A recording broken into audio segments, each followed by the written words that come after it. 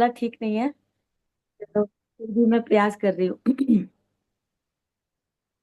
पकड़ लो हाथ मेरा प्रभु, पकड़ लो हाथ मेरा प्रभु, जगत में भीड़ भारी है, कहीं खो ना जाऊं, कहीं खो ना जाऊं इस जगत में, यह जिम्मेदारी तुम्हारी है, यह जिम्मेदारी तुम्हारी है।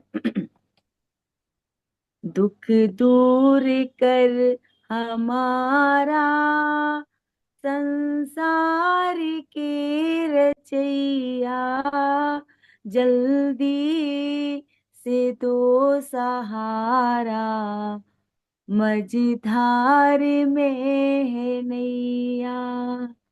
दुख दूर कर हमारा, संसार के रचैया, जल्दी से दो सहारा, मझधार में है नैया। तुम बिन कोई हमारा रक्षक नहीं यहाँ पर, तुम बिन कोई हमारा रक्षक नहीं यहाँ पर, ढूंढा जहां निसारा, तुम सा नहीं कि भैया। दुख दूर कर हमारा, संसार के रचैया, जल्दी से दो सहारा, मझधार में है नैया। दुनिया में खूब देखा, आंखें पसार करके, दुनिया में खूब देखा, आंखें पसार करके, साथी नहीं हमारा, माँ बाप और भैया।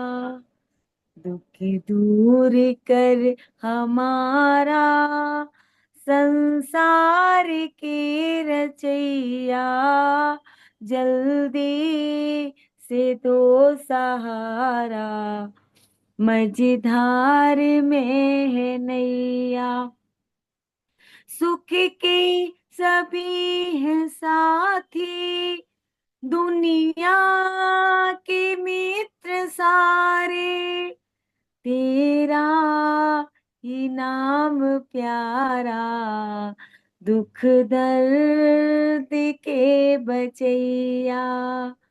दुख दूर कर हमारा, संसार के रचैया, जल्दी से दो सहारा, मझधार में है नैया।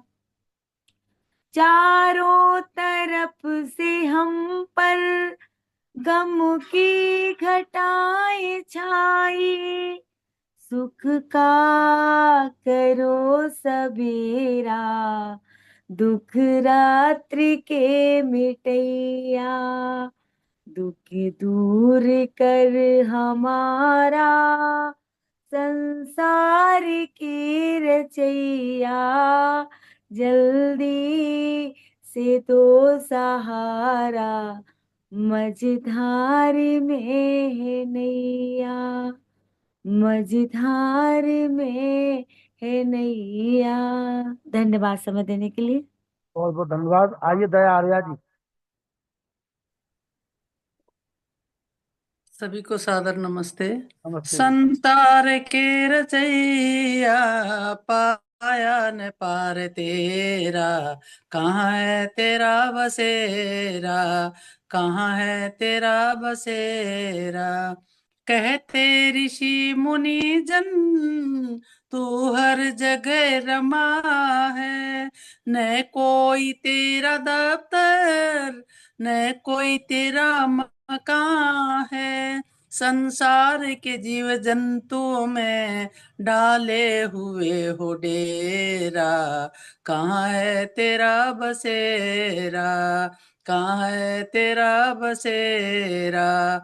संसार के रचैया पाया न पार तेरा, कहाँ है तेरा बसेरा, कहाँ है तेरा बसेरा।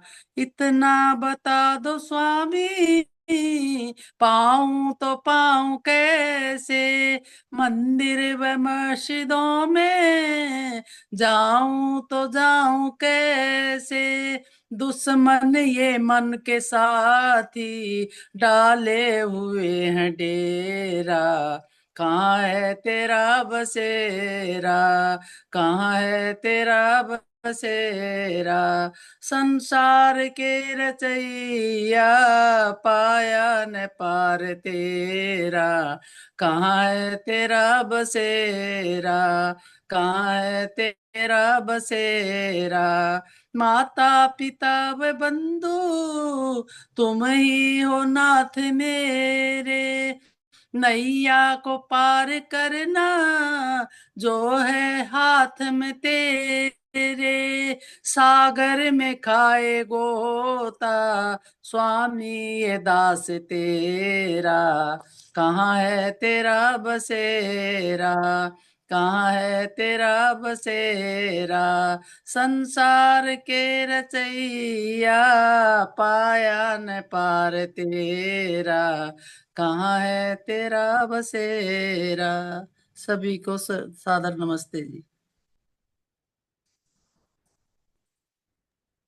आइए आचार्य ओम प्रकाश जी वेद मंत्र की व्याख्या दार्शनिक चिंतन महत्वपूर्ण विषय लेकर के हमारे बीच में आइए। ओम ओम ओम। मेरी आवाज आ रही आ है? रही- मेरी आवाज आपकी आवाज आ रही थी।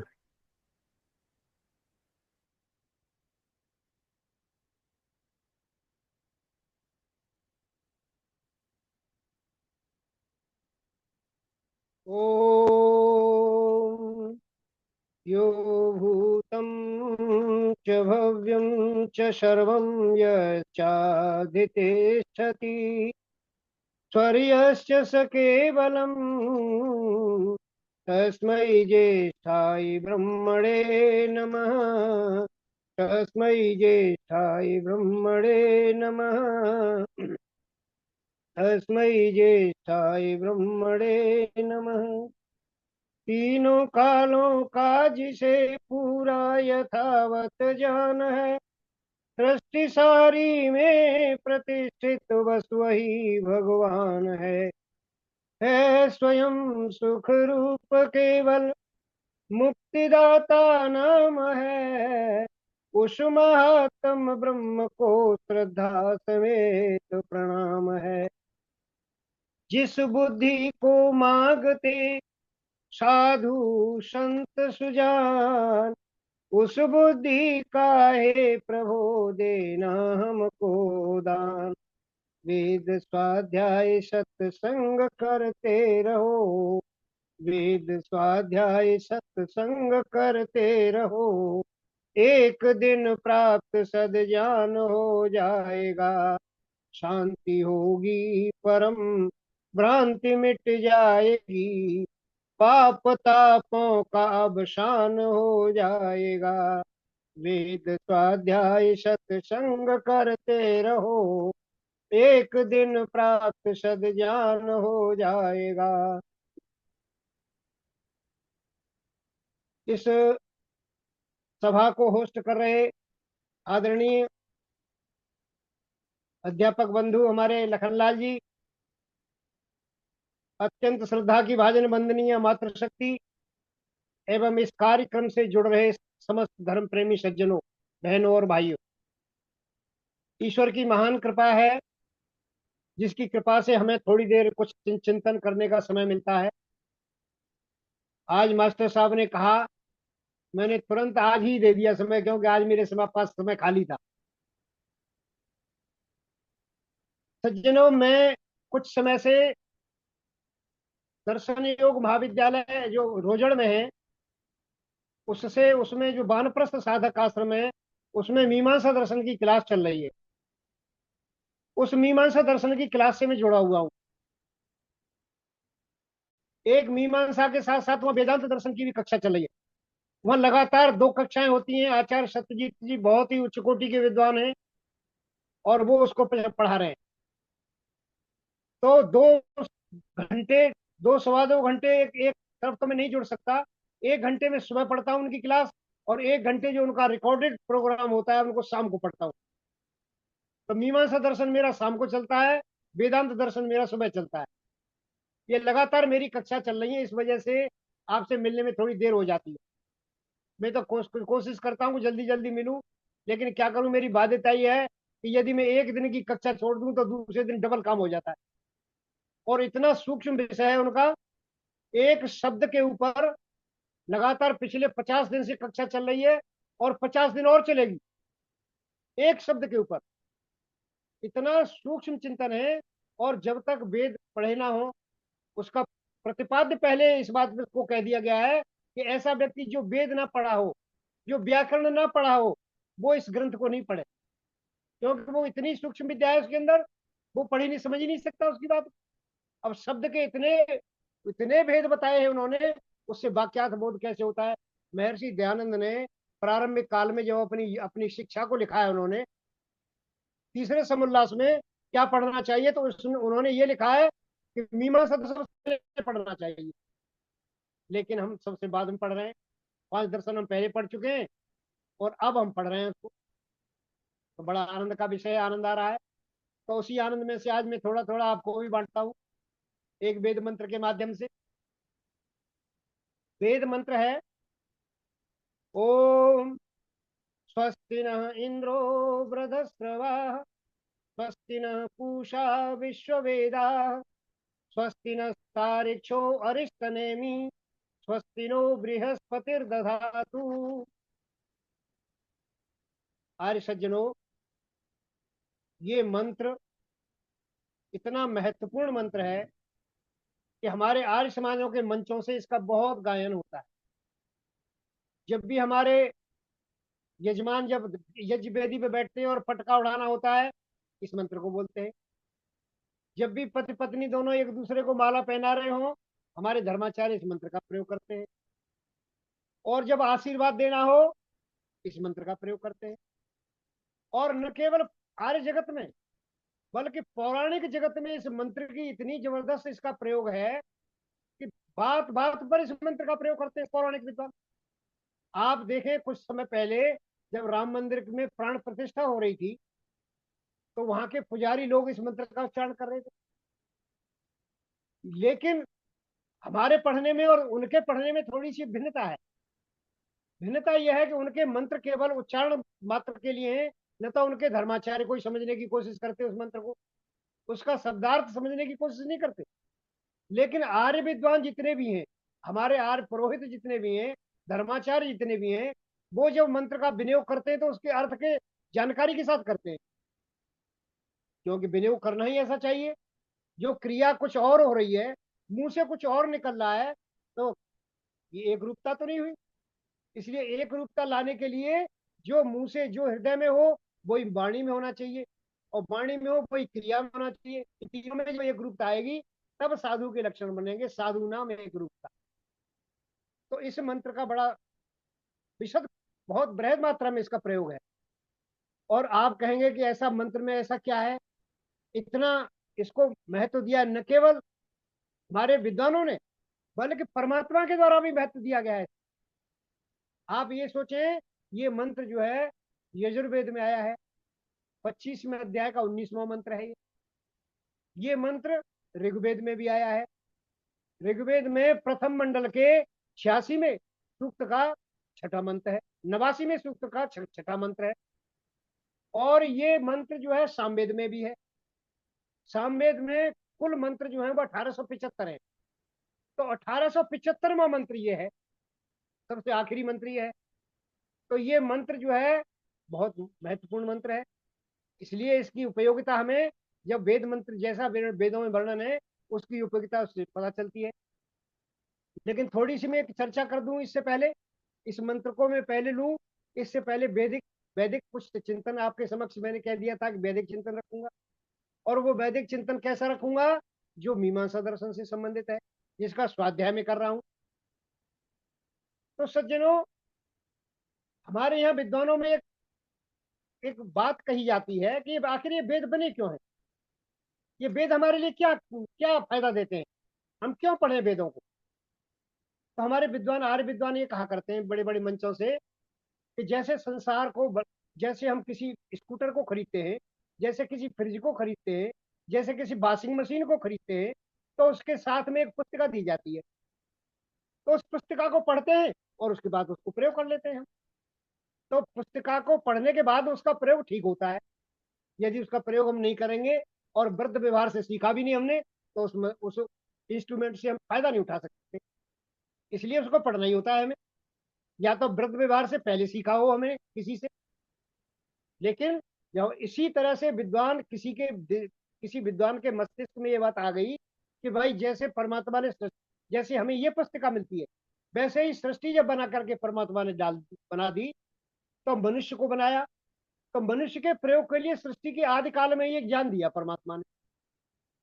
और परमात्मा ने जब ये ज्ञान दिया तो इसका प्रयोग बताया कि भाई इस तरह से संसार को प्रयोग करो। उस प्रयोग के लिए ये वेद लिखे गए हैं, बताए गए परमात्मा के द्वारा।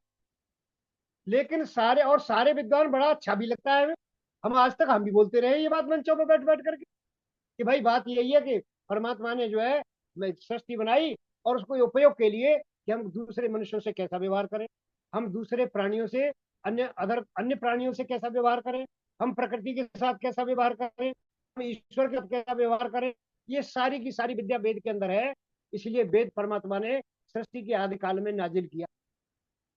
ये तर्क हम सुनते चले आ रहे हैं, किसी विद्वान के द्वारा दिया गया होगा ये तर्क, और वो इतना फेमस हुआ कि आज हर विद्वान, जितने भी विद्वान आर्य जगत में, वो सारे के सारे इसी तर्क को रखते हैं। लेकिन सज्जनों, हमारे जो ऋषि हैं जैमिनी, जो महाभारत कालीन ऋषि हैं, वो ऋषि कहते हैं, वो भी एक भिन्न बात कहते हैं, अपनी प्रतिक्रिया देते हैं। और जितने भी भाष्यकार हैं उसके, मीमांसा दर्शन के जितने भी भाष्यकार हैं, वो सारे एक ही बात बताते हैं, उन्हीं की बात को बड़ा करते हैं। वो कहते हैं कि वेद मंत्र इस काम के लिए लिखे ही नहीं गए। क्या हम संसार के उपयोग को वेद मंत्रों से सीखेंगे? संसार के उपयोग को तो वृद्ध व्यवहार से सीख लेते। बेशक हम संगति लगावे कि भाई वृद्ध व्यवहार भी तो किसी सीखा होगा और किसी ने किसी दूसरे ने सीखा होगा, इस तरह से हम ईश्वर तक पहुंचते हैं। ये सारा का सारा ज्ञान ईश्वर का है, हम ऐसे समझते हैं। लेकिन संसार में जो रहने की, यदि मनुष्य के लिए वेद बना करके दिए हैं, तो संसार में दूसरे भी प्राणी हैं, उनके लिए क्या दिया है परमात्मा ने? यदि ऐसा हम समझें,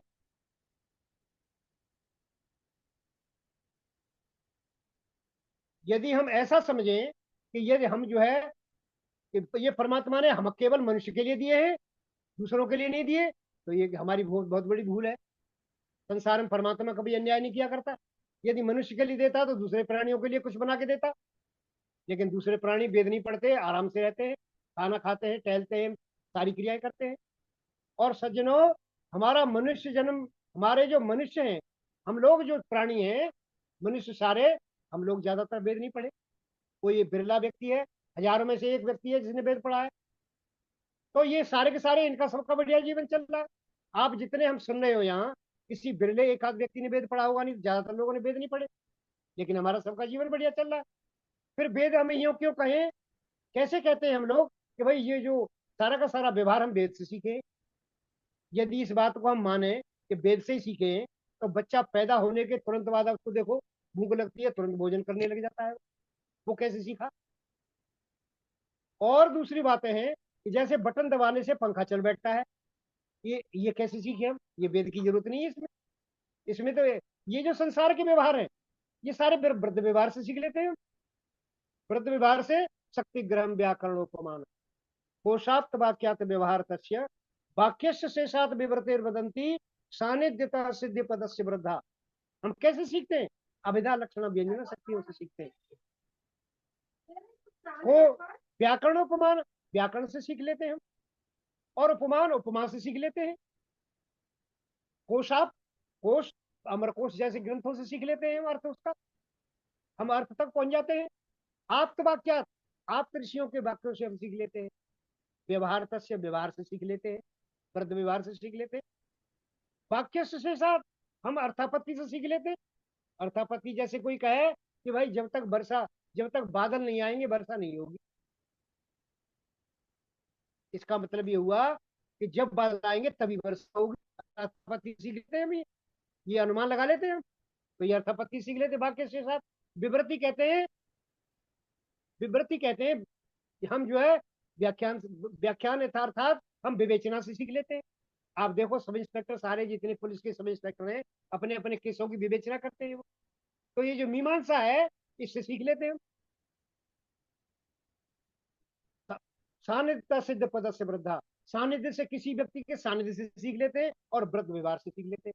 ये तमाम ऐसे हमारे साधन है जिससे हम सीख लेते हैं बड़े आराम से। तो फिर वेद की क्या आवश्यकता है? और न केवल ऐसा, आप संसार के व्यवहार को देखें तो संसार में ऐसा व्यवहार आपको मिलेगा कि वेद की आवश्यकता नहीं हो।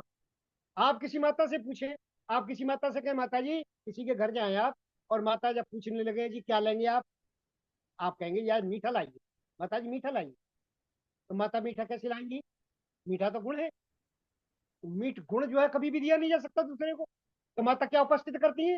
या तो हमारे लिए गुड़ उपस्थित करेंगी, या चीनी उपस्थित करेंगी, या बूरा उपस्थित करेंगी, या अथवा हमें मिठाई, जो बर्फी इत्यादि जो मिठाइयां हैं वो देंगी हमें, हम मीठा मांगेंगे तो।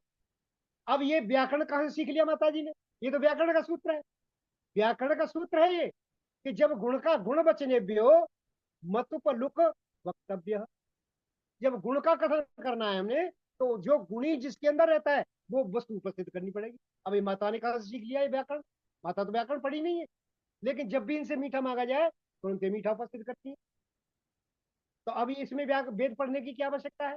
वेद क्यों पढ़े माता? जब उन्होंने सारा कुछ सीखा हुआ है तो ये सारी की सारी चीजें वृद्ध व्यवहार से आ रही हैं। तो सज्जनों, महर्षि महर्षि जैमिनी बड़ी अच्छी बात कहते हैं। ऋषि जैमिनी जो है वो ऋषि व्यास के शिष्य हैं, व्यास बादरायण के शिष्य हैं, और बादरायण अपने पिता के शिष्य हैं, पारस्कर, पारस्कर बादरी के शिष्य हैं। पारस्कर बादरी उनके पिता थे, और बादरी होने की वजह से उनका गोत्र था बादरी। महर्षि वेद व्यास को बादरायण कहते हैं हम लोग, उनके शिष्य ये हैं। तो ये विवेचना करते हैं कि भाई वेद की आवश्यकता क्या है?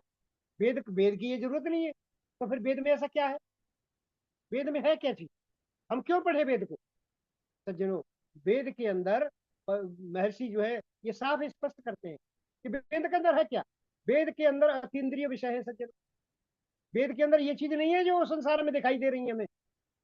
जो संसार में जिन चीजों से हम, जो इंद्रिय गम्य जो वस्तुएं हैं, उनके वेद के पढ़ने की जरूरत नहीं है उनको प्राप्त करने के लिए। फिर हमें वेद क्यों पढ़ना चाहिए? वेद इसलिए पढ़ना चाहिए कि जो इंद्रियातीत विषय है, जो इंद्रिय गम्य विषय नहीं है, जिनसे इंद्रियों से नहीं समझा जा सकता उस बात को, उन बातों के लिए वेद मंत्रों का प्रयोग किया जाता है। और ये परमात्मा के हैं दिए हुए हैं, अपौरुषेय है। यदि पुरुष, अपौरुषेय क्यों मानते हैं हम? यदि कोई पुरुष यदि किसी ग्रंथ को लिखेगा तो वो इंद्रिय गम्य विषय को लिखेगा। अतीन्द्रिय विषय पुरुष नहीं लिख सकता कभी भी। अतीन्द्रिय विषय वही लिखेगा जो अतीन्द्रिय होगा। परमात्मा अतीन्द्रिय, न तो उसके अंदर रूप है, न शब्द है, न गुण है, न स्पर्श है, कुछ भी नहीं है उसके अंदर। तो जो अतीन्द्रिय है और सूक्ष्म है वही सूक्ष्म विषय को लिखेगा। इसलिए वेदों को नित्य माना जाता है। वेद नित्य है, शब्द नित्य है। सज्जनों, ये जो है सारी की सारी चर्चा, भाई हम वेदों, इसमें अतीन्द्रिय विषय है, और अतीन्द्रिय विषय जो है वो केवल कोई परमात्मा दे सकता है, मनुष्य दे नहीं सकता। इसलिए परमात्मा ने इन वेदों को नाजिल किया हमारे लिए। ये वेद के बगैर हम सीख नहीं सकते कहीं भी। और वेद जो है, वेद केवल, वेद ऐसा नहीं है, यदि वेद को मनुष्य मनुष्य नहीं बना सकता। वेद दूसरे जो ग्रंथ है, हमें दूसरी भी शिक्षा दी गई है। जो विधि वाक्य लिखे गए हैं उसमें निषेध, उसमें महर्षि महर्षि बड़ी अच्छी बात कहते हैं कि मैं जो वेद का प्रतिपाद्य विषय लिख रहा हूँ तो इसीलिए लिख रहा हूँ कि प्रयोजनवत अतिव्याप्ति वारणाएं प्रतिपाद्य विषय समाख्या, प्रतिपाद्य विषय की जो समाख्या, इसकी व्याख्या, इसकी समीक्षा में कर रहा हूँ। मैं इसलिए कर रहा हूँ कि प्रयोजनवत है वेद। वेद प्रयोजन से पढ़े जाते हैं, इनका प्रयोजन है। इस प्रयोजन को अति बारना है, अति व्याप्ति ना कर ले व्यक्ति। व्यक्ति जो है अति व्याप्ति कैसे करता है कि वेद को पढ़ने से हमारा धन बढ़ जाएगा, जबकि वेद का उद्देश्य नहीं है, वो वेद का प्रयोजन ही नहीं है। वेद के पढ़ने से हमारा मकान बड़ा हो जाएगा, वेद के पढ़ने से हमारी संतान बढ़ जाएगी। आज जितने भी हमारे वैदिक कर्म हमें किए जाते हैं, उनके सारों के ये उद्देश्य लोग ले करके लोग कर रहे हैं, पारायण यज्ञ कर रहे हैं। एक बड़ी कुरीति संसार में। अब ये पारायण यज्ञ पे देखो, पारायण यज्ञ पे बहुत बड़ी चर्चा होती है। आपके अभी मध्य प्रदेश में मैं गया, नर्मदापुरम में एक 6 दिन के लिए शिविर चला था, वहाँ यही विषय था केवल कि भाई हम जो पारायण यज्ञ, ये आर्य समाजों में क्या कुरीति चल बैठी है। अब ये कुरीति क्या कैसे कैसे कहें, क्योंकि पारायण यज्ञ जो है, पारायण यज्ञ उसका नाम है वेदों का पढ़ना। जैसे हम ब्रह्म यज्ञ करते हैं तो ब्रह्म यज्ञ करने में आहुति नहीं देते हम, वो तो देव यज्ञ में भी आहुति देते हैं। ब्रह्म यज्ञ करने में हमें आहुति नहीं देनी पड़ती, केवल वेद मंत्रों का उच्चारण करते हैं। इसी तरह से पारायण यज्ञ करने में हमें पारायण केवल पढ़ने तक सीमित है, उसमें आहुति देने नहीं कहा गया है। ऐसा क्यों? ऐसा इसलिए कि ये जो है इनके जो अतिंद ये जो विषय है इनके, भाई जो मंत्र आप शांति यज्ञ कर रहे हैं और उसमें अंत्येष्टि का मंत्र है, पारायण तो सारा वेद का पढ़ना पड़ेगा। आप अथर्ववेद पढ़ने बैठ गए, एक आचार्य कहने लगे कि भाई जब जो है वहाँ चर्चा के दौरान एक आचार्य कहने लगे कि भाई जो है हमारे पास एक व्यक्ति आए, कहने लगे जी मैं अथर्ववेद पारायण यज्ञ कराना चाहता हूँ, कराइए। तो क्या सामग्री है, जरा सामग्री लिखवाइए। तो उन्होंने सामग्री बताने लगे कि 1 क्विंटल सामग्री, 3 कनस्तर घी और 1 मुर्दा, एक एक जो है जो शादी करने के लिए नवोड़ा दूल्हा दुल्हन का जोड़ा, एक गर्भाधान संस्कार करने चाहता तो वो। अब वो व्यक्ति सुनकर के हंसने लगे, कहने लगे जी यह क्या सामग्री बता रहे हो मेरे को, कि भाई तुम पारायण यज्ञ का पहले मतलब तो समझो जो आप कराने जा रहे हैं। अब पारायण यज्ञ शांति यज्ञ होता है, और शांति यज्ञ में आप जो है आप आहुति दे रहे हैं अंत्येष्टि की, आप गर्भाधान की आहुति दे रहे हैं, वहां आप शादी की आहुति दे रहे हैं, विवाह संस्कार की आहुति दे रहे हैं। तो ये कैसा शांति पारायण यज्ञ हुआ भाई? पारायण का मतलब है पढ़ना। लेकिन आज आर्य समाजों में इसी के नाम से लोग बैनर छपवा लेते हैं। बहुत लंबी चर्चा हुई वहां वैदिक आध्यात्मिक न्यास, ये जो है स्वामी सत्यपति के द्वारा बनाया गया था 20-25 साल पहले, और लगातार वो ऐसे सूक्ष्म विषयों पर चर्चा करता है। तो सज्जनों वही बात हमारे महर्षि जैमिनी कहते हैं कि वेद का ये आशय नहीं है, इस प्रयोजन की वृद्धि ना कर ले व्यक्ति, इसलिए हम इसकी व्याख्या लिख रहे हैं।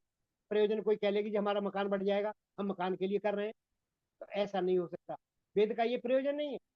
और भी बात कहते हैं वो कि व्यक्ति जो है भोजनादि अतिव्याप्ति वाला है, वेद प्रतिपाद्य विषय समाख्या। मैं इस व्याख्या इसलिए कर रहा हूँ कि भोजनादि में कोई इसकी अतिव्याप्ति ना कर ले। अब भोजनादि करने में क्यों जी, परमात्मा भोजन कर लेने के लिए नहीं कहता क्या वेद में? वेद में तो कुछ नहीं कहा वो परमात्मा ने। तो क्या हम भोजन ना करें? हम गलत भोजन कर रहे हैं क्या? हम वेद के अनुकूल नहीं चल रहे हम? वेद में ऐसा क्या है? वेद में कुछ भी नहीं है भोजन के लिए। तो महर्षि जैमिनी कहते हैं कि ये जो हमारा जो जो भोजनादि की जो क्रिया है, इसके अंदर कोई अतिव्याप्ति ना कर दे। हम वेद मंत्र बोलते हैं जब हम भोजन करते हैं कि अन्न पते अन्न संयोदेयी अनमीवास्य सुस्मिण प्रपदातारम तारिश, मंत्र बोलते हैं। लेकिन वेद में कहीं नहीं लिखा कि भोजन से पहले ये बोलना चाहिए, वहां इसका अर्थ ही दूसरा है। अब महर्षि दयानंद को पढ़ो आप। लेकिन ये क्यों लिखा गया है, ये क्यों कर लेते हैं प्रयोग? विद्वानों ने इसको नियोजित कर दिया, नियुक्त कर दिया विद्वानों ने, इन्होंने ऋषियों ने इसको इसका विनियोग कर दिया इसमें भोजन में, हम गाने लगे उसको। लेकिन सज्जनों वेद में इसका कोई इसका प्रयोजन नहीं लिखा कि भोजन से पहले ये करना चाहिए। हम सूर्य को नमस्कार करें तो ये मंत्र पढ़ें, हम नहाने जाएं तो ये मंत्र पढ़ें, ऐसा वेद में कहीं नहीं है, क्योंकि ये प्रयोजन नहीं है।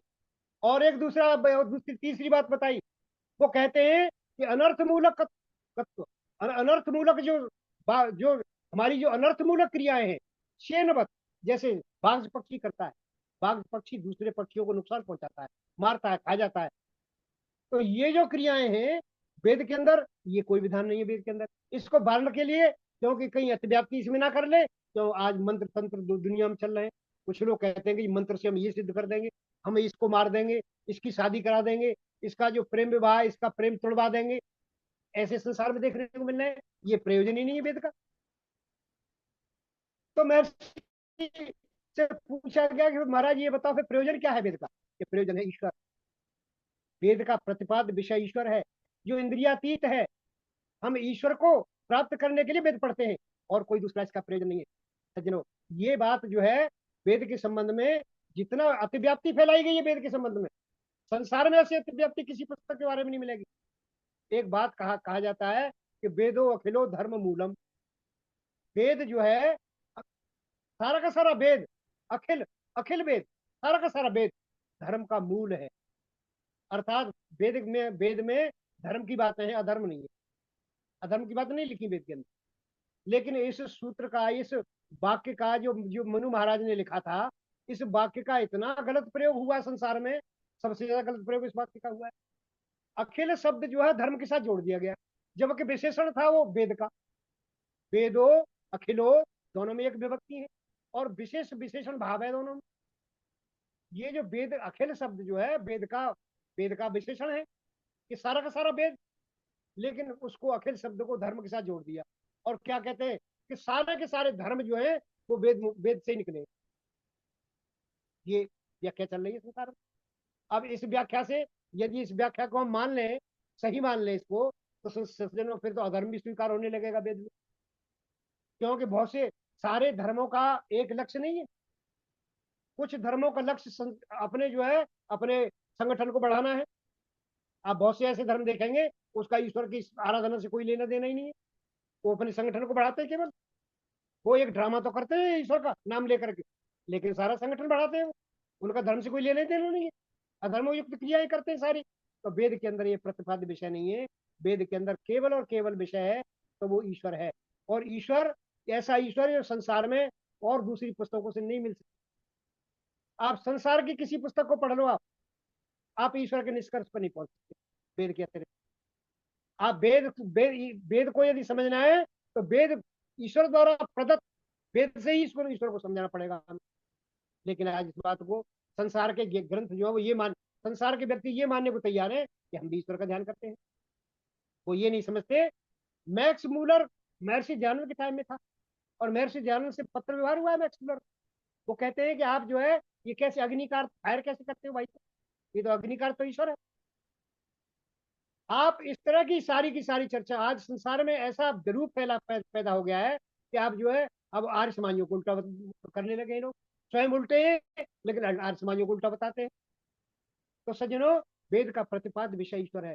वेद को समझे बगैर ईश्वर को समझा नहीं जा सकता। और ये प्रयोजनवत है, इसका प्रयोजन है। क्या प्रयोजन है जी इसका? इसका दृष्ट फल भी है और दृष्ट फल भी है। इसका दृष्ट फल है अर्थात देखे जाने वाला भी फल है और अदृष्ट फल भी है, दूसरे जन्म में भी मिलता है। क्यों जी, ऐसा कौन सा फल है? देखना, हम वेद पढ़ लें, क्या दिखाई देगा हमें? क्या देख लेंगे हम उसका? भाई हमें दृष्ट फल तो उसे कहते हैं जो अभी दिखाई दे हमें। तो सज्जनों, इस वेद का प्रयोजन दृष्ट फल भी है, अभी भी दिखाई देगा और आगे भी दिखाई देगा। और यदि आपने दृष्ट फल नहीं लिया तो दृष्ट फल भी नहीं मिलेगा, ये निश्चित मान लो। यदि दृष्ट फल पे महर्षि जैमिनी की बहुत बात काम की है। वो कहते हैं कि दृष्ट फल यदि नहीं लिया अदृष्ट फल नहीं मिलेगा। ऐसा कैसे? कि दृष्ट फल क्या है? जैसे वेद व्यास कहते हैं, जब 10 धर्म के लक्षण लिख दिए, धृति क्षमा दम संयम शौच इंद्रिय निग्रह, 10 दिन लिख दिए। अब मनु महाराज से पूछा गया, ऋषि व्यास से पूछा कि महाराज ये जो 10 के धर्म के लक्षण है, ये तो व्यक्ति यदि पालन कर रहा है तो दिखाई नहीं देगा, वो हमें धार्मिक दिखाई नहीं देगा। वो ये तो आंतरिक लक्षण है सारे के सारे। हमें तो ऐसे लक्षण बताओ जो साक्षात दिखाई दे हमें। महर्षि वेद व्यास ने साक्षात धर्म के लक्षण लिख दिए। वेद स्मृति सदाचार स्वस्य च प्रियात्मन एवं एतत् चतुर्विध प्राहु साक्षात धर्म लक्षण। ये साक्षात धर्म के लक्षण है, यदि इनका पालन करेगा तो साक्षात दिखाई देंगे एक व्यक्ति धर्मात्मा है। तो सज्जनों, फिर महर्षि जैमिनी से पूछा गया कि इसका दृष्ट फल क्या है, किसको कहें हम दृष्ट फल?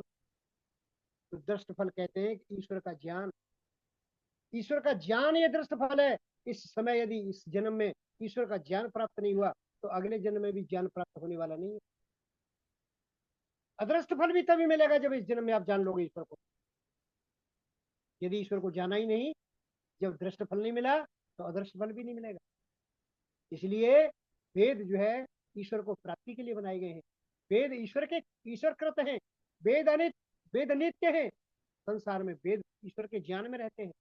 इसलिए वेद को अन्य कोई व्यक्ति, यदि पुस्तक कोई व्यक्ति लिखेगा, कोई भी पुस्तक व्यक्ति लिखेगा, तो उसको इंद्रिय गम्य विषयों को लिखेगा, वो अतीन्द्रिय विषय नहीं लिख सकता किसी कीमत पर। आप ये देख लो, संसार के जितने भी ग्रंथ हैं, जितने भी ब्राह्मण ग्रंथ हैं जो वेदों को पढ़ने के बाद ऋषियों ने लिखे हैं, वो सारे इंद्रिय गम्य बातों को बताते हैं, अतीन्द्रिय बात नहीं बताते। अतीन्द्रिय बताने वाला केवल और केवल वेद है। इसलिए महर्षि जैमिनी कहते हैं कि वेद पढ़ो, इस वेद से आप समझ सकते हो, दृष्ट फल प्राप्त होगा, आपको ईश्वर का ज्ञान हो जाएगा। ईश्वर का ज्ञान अन्यथा किसी चीज से नहीं हो सकता। आप जितने मर्जी पुस्तक पढ़ लेना, लेकिन एक बात ध्यान रखनी पड़ेगी, ऋषि कणादि की एक बात ध्यान रखनी पड़ेगी। कैसे पढ़ेंगे वेद को हम? आत्म मनसो संयोग विशेषात स्मृति ही, ये स्मृति पैदा कैसे होगी? हम इतने दिन से प्रवचन सुनते चले आ रहे हैं, कुछ याद ही नहीं रहता। आधा घंटे बाद पूछो व्यक्ति को, समाज एकदम समाप्त। प्रवचन तक तो खूब कहेंगे कि भाई बहुत अच्छा प्रवचन रहा आपका, लेकिन प्रवचन के बाद याद नहीं रहता। ऐसा कैसे हो गया भाई? ऐसा इसलिए हो गया कि आत्म मनसो संयोग विशेषात्म स्मृति। स्मृति बनेगी कब? जब आत्मा और मन का हम संयोग विशेष करेंगे, विशेष संयोग करेंगे। संयोग तो सामान्य संयोग तो हर समय चलता रहता है, लेकिन उस समय ऐसे नहीं चलेगा। यदि हम सुन रहे हैं और ध्यान हमारा कहीं तो अन्यत्र है, दूसरी जगह है, संयोग विशेष नहीं बन पा रहा, तो वो चीज स्मृति में नहीं आएगी। तथा स्वप्न, स्वप्न भी वैसे ही पैदा होगा। जब आत्मा और मन का जब संयोग हो जाता है तो स्वप्न भी रात को वैसे ही शुरू हो जाता है। इसलिए आत्म मन से संयोग विशेषा, ये ऋषि जैमिनी की। लेकिन सारी की सारी इंद्रियों गम्य बातें हैं। आप दर्शनों में पढ़ो, सारी इंद्रिय गम्य बातें हैं। ऐसी कोई बात नहीं बताई वहां, रास्ता ईश्वर तक पहुंचने के लिए बताया गया है वहां, लेकिन इंद्रिय गम्य बातें बताई गई है। मनुष्य जन्म में आदमी कर सकता है उन चीजों को, लेकिन यदि अतीन्द्रिय विषय को समझना होगा तो वो परमात्मा के पास बैठ करके, वेदों के पास बैठ करके ही समझना होगा सज्जनों। अब मैं इसी मंत्र की व्याख्या कर रहा था कि स्वस्ति न इंदो वृद्धस्त्रवाः। परमात्मा स्वस्ति, स्वस्ति शब्द लिखा है इसके पहले। स्वस्ति कहते हैं कल्याण को, स्वस्ति सुख को भी कहते हैं। और कैसा सुख? जो नष्ट नहीं होने वाला, जो है हमेशा बना बना रहने वाला सुख है, ऐसा परमात्मा देने वाला। लेकिन सुख की एक विशेषता यह है कि सुख हम मन चाह प्राप्त कर लेते हैं, लेकिन परमात्मा मन चाह सुख नहीं दिया करता। आप क्योंकि मन चाहे सुख में कल्याण नहीं होता, सारे सुखों से कल्याण नहीं होता। हम जो है बहुत मन की करते रहते हैं सारे संसार में, लेकिन आगे चल के देखते हो कि उसका फल जो है वो गलत निकल रहा है। इसलिए सुख को उस श्रेणी में रखा जा सकता। और जो कल्याण है, कल्याण वो है जो मनुष्य के लिए जो उपयोगी है, जो मनुष्य के लिए कल्याण कर सकता है, वो हमारे चाहने से उसका कोई ताल्लुक नहीं है। इसलिए इसमें स्वस्ति शब्द रखा गया है। परमात्मा स्वस्ति का देने वाला है। स्वस्ति न, हमें वो कल्याण प्रदान करे परमात्मा। कैसा? जो अविनाशी है, नष्ट होने वाला नहीं है। एक बार कल्याण, सन्मुख हो जीव मोह जो वही बाबा तुलसीदास जी कहते हैं ना, तो कोट जन्म अगनासन सभी। परमात्मा जिस समय आपने आगे कर लिया, एकाग्र हो गए आप, तो फिर परमात्मा मिलने में देर नहीं है। और ऐसा सुख देता है कि वो आराम से नष्ट भी नहीं होता। इसलिए स्वस्थ न इंद्रो, इंद्र शब्द कहा गया है। इंद्र कहते हैं जिसके पास बहुत ऐश्वर्य है, ऐश्वर्य का भंडार उसके पास है, उसको इंद्र कहते हैं। इंद्र जीवात्मा को भी कहते हैं। जीवात्मा क्यों कहते हैं? कि इंद्रिया इंद्रियम इंद्रलिंगम, क्योंकि इसके पास इंद्रियां हैं, जीवात्मा के पास इंद्रियां हैं, इसलिए इसको इंद्र कहते हैं। और सज्जनों, ऐश्वर्य इसके पास भी है। जो ऐश्वर्य परमात्मा के पास है, इसके पास भी ऐश्वर्य है। लेकिन इस ऐश्वर्य, इसका ऐश्वर्य ऐसा है कि जब परमात्मा की शक्ति ना मिले, अथवा तो सृष्टि की, प्रकृति की शक्ति ना मिले, तो इसका ऐश्वर्य किसी काम का नहीं है। ये कुछ भी नहीं कर सकता। जिस समय जीवात्मा जब शरीर से निकल जाती है, सूक्ष्म शरीर लगा हुआ है उसके साथ, लेकिन उसकी ताकत नहीं कि उसको फल भोग कर ले, किसी को नुकसान पहुंचा दे। आज एक ड्रामा संसार में चल रहा है कि संसार में वो जीवात्मा उसके ऊपर आ गई, लेकिन संसार में वो कुछ भी नहीं कर सकता। जीवात्मा शरीर से निकलने के बाद कुछ भी नहीं कर सकता किसी का। और सज्जनों, इसके 24 लक्षण लिखे हैं महर्षि दयानंद ने। 9वें सोमेल्लास में जीवात्मा के अंदर 24 लक्षण है। ये दर्शन फर्शन जितना भी है हमारा जो क्रिया है, ये सारी की सारी जीवात्मा के अंदर भी है, लेकिन उसकी ताकत बहुत कम है। वो उसका प्रयोग कर नहीं सकता। वो उससे यदि जीवात्मा अपनी शक्ति से काम ले तो न तो उसे कुछ संसार में दिखाई देगा और न कुछ सुनाई देगा, क्योंकि अपनी शक्ति नहीं है उसके पास। उसको जब प्रकृति के साथ रहना है तो प्रकृति से रहने से प्रकृति का जो शरीर मिला हुआ है, इसकी सहायता लेनी पड़ेगी सुनने के लिए। और यदि मोक्ष में चला गया, शरीर नहीं है तो फिर परमात्मा की शक्ति से काम लेता है, फिर तब उसकी शक्ति आविर्भूत रूप में होती है। नहीं तो वो दबी रहती है सारी की सारी, वो निष्क्रिय रहती है, कोई फायदा ही नहीं उनका। अब जब हम देख ही नहीं सकते, देखने के लिए परमात्मा ने हमें आंख लगाई है, और जब आंख कमजोर हो जाती है चश्मे का प्रयोग करना पड़ता है, और जब चश्मा कोई और दूर देखना हो तो दूरबीन का प्रयोग करना पड़ता है। इस तरह से संसार में परमात्मा और जीवात्मा अपनी शक्ति से नहीं देख सकता कुछ। इसलिए परमात्मा इंद्र है, वो ऐसा इंद्र है कि सारी की सारी संपत्ति उसके पास है, सारी की सारी शक्ति उसके पास है। इसलिए उससे प्रार्थना की जा रही है, परमात्मा आप ऐश्वर्यशाली हो, आपके अलावा संसार में और किसी के पास ऐश्वर्य नहीं है। सारी की सारी जीवात्मा एक जैसी है। सज्जनों, आज एक बहुत बड़ा हमें ये दिखाई देता है कि कलेक्टर है, गजबाज है द्वारा मनुष्य हजार, हजारों मनुष्य जिसके दरवाजे पे घूमते हैं रोजाना, और दरवाजे पे गाड़ी खड़ी हुई है, नौकर जिसकी आज्ञा में चलते हैं। सज्जनों, उसकी भी कोई ताकत नहीं है, वो भी ऐसे ही है जैसे आप हो। जैसे जन्म आपका हुआ है और जैसे मरण संसार में सबका होता है, ऐसे ही बड़े बड़े आदमियों का होता है। तो कोई अलग नियम नहीं है सबके लिए, सबके लिए एक जैसा नियम है। इसलिए शक्ति तो केवल और केवल परमात्मा की है, इसलिए उसको इंद्र कहा गया। एक और बढ़िया बात कही कि वृद्धश्रवा, वो वृद्धश्रवा है, बूढ़े बढ़ा हुआ। श्रव कहते हैं कीर्ति को, श्रव श्रवण को भी श्रव कहते हैं, जो सबसे ज्यादा सुनने वाला है। और श्रव कीर्ति को भी यशांसी, धनानी अन्नानी यशांसी बात करता, यानी जिसके पास प्रचुर मात्रा में धन है, संसार में उससे बड़ा धनी कोई नहीं। धन में जो बढ़ा हुआ है, कीर्ति में जो बढ़ा हुआ है, संसार में उसके बराबर किसी की कीर्ति नहीं है, केवल और केवल परमात्मा की कीर्ति है। और सबसे ज्यादा परमात्मा यश वाला है, सबसे ज्यादा धन वाला है, और अन्न वाला भी है। हमें आज किसानों को कहते हैं कि भाई ये अन्नदाता है, लेकिन किसी किसान को पूछो कि भाई गेहूं तेने कैसे बनाया, जरा बता दे हमें, तो जरा उससे किसी से बता दे, कोई कोई नहीं बता। क्यों? तो बनाया ही नहीं उसने, उसने तो केवल बोया था जमीन में, और बोने के बाद गर्भाधान ईश्वर ने किया। और सज्जनों, वृक्ष को उगाना, पानी इत्यादि की क्रिया तो मनुष्य ने की, लेकिन उगाना, बड़ा करना, और 3 महीने बाद उसको वापस बढ़ा लेना, और फिर उसको आत्म संसार के उपयोग में लगा देना, इस सारी की सारी क्रिया कौन कर रहा है? ये सारी की सारी अन्नानी धनानी, वो परमात्मा वृद्धश्रवा है, बहुत बड़ा सामर्थ्य रखने वाला, जिसको संसार में ज्ञान वृद्ध और वयोवृद्ध है, जो सबसे ज्यादा वयोवृद्ध है, सबसे ज्यादा ज्ञान वृद्ध है, ऐसा वो परमात्मा है। उसको प्राप्त करने के लिए हमें बहुत बड़ी योग्यता प्राप्त करनी पड़ेगी। आज हमारी एक विडंबना हमारे संसार में ऐसी पैदा हो गई है कि जो व्यवहार हम जड़ पदार्थों से करते हैं, वही परमात्मा से करने लग जाते हैं। वो व्यवहार जो जड़ पदार्थों से व्यवहार चल रहा था हमारा, वो व्यवहार परमात्मा के साथ कर रहे हैं। कैसे कर रहे हैं जी? कैसे व्यवहार कर रहे हैं? जड़ पदार्थों के, हम किसी तालाब में गए, सारे गीले हो गए, गंगा स्नान के लिए गए, कुंभ में बड़े चक्कर लगाए लोगों ने, जाते गीले हो जाते हैं। और जब अग्नि के पास चले गए, एकदम गर्म कर देती है हमें।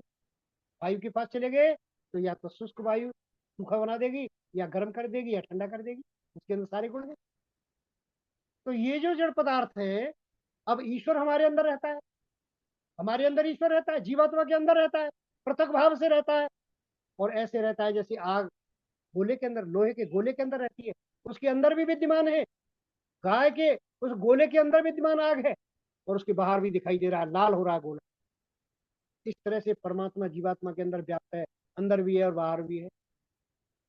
लेकिन आनंद नहीं मिल रहा हमें, परमात्मा का आनंद नहीं मिल रहा, हम दुखी भी हो जाते हैं। ऐसा कैसे हो गया? ऐसा कैसे हो गया? अरे परमात्मा तो हमारे अंदर बैठा हुआ है, लेकिन आनंद नहीं दे रहा वो। सज्जनों, वो क्रिया योग्यता प्राप्त नहीं की हमें। एक गुण है चेतन पदार्थ के अंदर, एक गुण होता है, वो गुण जड़ पदार्थ के अंदर नहीं होता। जड़ पदार्थ कभी भी अपने गुण को रोक रोक नहीं सकता। वो अपने गुण को रोक, जो गुण उसके पास है, शीतत्व उसके पास है, जल के पास शीतत्व है, वो शीतत्व उसके पास है, लेकिन उस शीतत्व को देने से मना नहीं कर सकता वो, क्योंकि वो जड़ है। अग्नि अपने उष्णता को देने से मना नहीं कर सकती, जड़ है, जानती नहीं है वो, अपने गुण को रोकना जानती नहीं है। लेकिन ईश्वर तो जानता है, ईश्वर तो जानता है अपने गुण को, किसको देना, आनंद देना है, किसको नहीं देना है, कितनी मात्रा में देना है, कौन इसके योग्य है, कितनी योग्यता है, कितना बड़ा पात्र इसका है, वो तो जानता है। वो तो इस हिसाब से देगा। जैसे आप चेतन है, आपसे कोई कहे भाई मंदिर के लिए दान चाहिए, मास्टर जी कभी कभी मांगते होंगे कि भाई हमें मंदिर के लिए दान चाहिए, तो ये जरूरी नहीं कि आप जो है जितना मांगे उतना दें। आपकी इच्छा है 500 दे, 1000 दे, ना दे। आप जो दान लेने वाले की योग्यता को देखें कि हमारे पैसे का कर क्या रहा है, देखते हैं ना हम लोग। तो जो सामर्थ्य, जो रोग गुण को रोकने की सामर्थ्य जीवात्मा की है, परमात्मा की भी ऐसी ताकत है। सज्जनों, परमात्मा हर एक को आनंद देने वाला नहीं। परमात्मा उसी को आनंद देगा जिसके पास योग्यता होगी। माता पिता हमें योग्यता से प्राप्त होते हैं। यदि माता पिता को, संसार में एक बहुत बड़ी विडंबना है कि धर्म को जो है पूजा पाठ का साधन मान लिया है। धर्म पूजा पाठ नहीं है, धर्म तो ड्यूटी है, ड्यूटी। इसको समझ नहीं रहा व्यक्ति। धर्म बहुत बड़ी एक ड्यूटी है।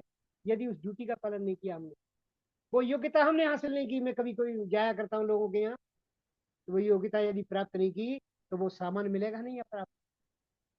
यदि माता पिता को प्राप्त करने के लिए जो योग्यता अप्राप्त की थी हमने, जिससे हमें माता पिता मिले, यदि वो योग्यता दोबारा प्राप्त नहीं की तो माता पिता नहीं मिलेंगे। क्या मिलेगा जी फिर? जननी मिल जाएगी, माता पिता नहीं मिलेंगे। जननी मिल जाएगी वहां, पिता तो मिलता ही नहीं वहां। कोई भी बिल्ली, जब बिल्ली अपने बच्चों को जब पाल रही है और बिलौटा उसके पास आ जाए, तो कोई बिल्ली ये कहती है कि बेटा ये तेरे पिताजी आ गए, जरा पैर छू ले इसके। कहती है कि कभी? नहीं कहती कभी। वजह, वजह यह है कि वो माता नहीं है, वो केवल जननी है। क्यों जी? माता में जननी में अंतर होता है क्या कोई? माता तो निर्माता होती है, माता निर्माण करती है। वो मनुष्य जन्म में ही संभव है। मनुष्यतर योनियां जितनी भी हैं, वो सारी योनियों में केवल जननी मिलती है, माता नहीं मिलती। सज्जनों, न तो पिता मिलता है न माता मिलती है। लेकिन आज विडंबना कैसी है? विडंबना ऐसी इस तरह की हो गई है कि जैसे रंगमंच पे कोई राजा बन के बैठा है, कोई मंत्री का कार्य कर रहा है, कोई चपरासी का कार्य कर रहा है। यदि वो ड्यूटी सही नहीं कर रहा तो मंच का मालिक कहता है भाई तेरे बस की नहीं है राजा का रोल करने, तू काम नहीं कर रहा ठीक, इसलिए मना कर देता है कि तुझे नहीं रखूंगा मैं। परमात्मा उससे बड़ा ज्ञानवान है।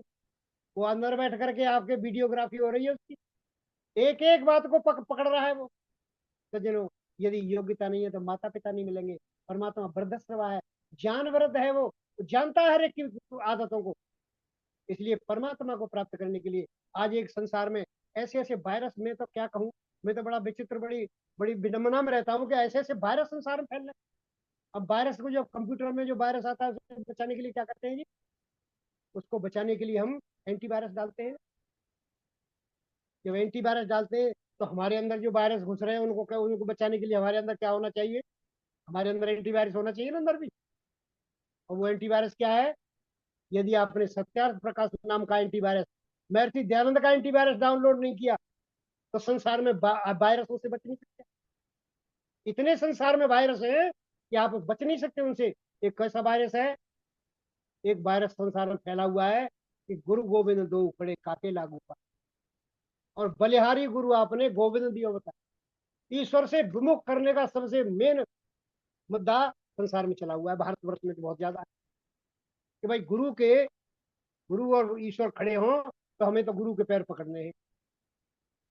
जो जी बात ठीक है ये। मैं जो गुरु के नाम से जो पंथ चल रहे हैं, मैं उनसे पूछा करता हूँ कि भाई ये बात ठीक है तुम्हारी, इसका पालन कर सकते हो तुम जिंदगी में? इसका न तो कोई पालन कर सकता है जीवन में। इसे ऐसा अव्यवहारिक सिद्धांत है ये कि जिसका कोई पालन नहीं कर सकता, और पालन करेगा तो उसको मूर्ख कहेंगे लोग। पालन नहीं कर सकता इस बात का। और दूसरा सैद्धांतिक कहानी है इसके अंदर, लेकिन समझ नहीं रहा व्यक्ति। लगातार ये की रट लगाए पड़े, गुरु गोविंद दो खड़े काके लागू पाए। सज्जनों, हमारे गुरु एमए तक हमें पढ़ाया है, गुरु का सम्मान करना चाहिए। महर्षि दयानंद ने गुरु की व्याख्या की है सत्यार्थ प्रकाश में, पढ़ना आपको।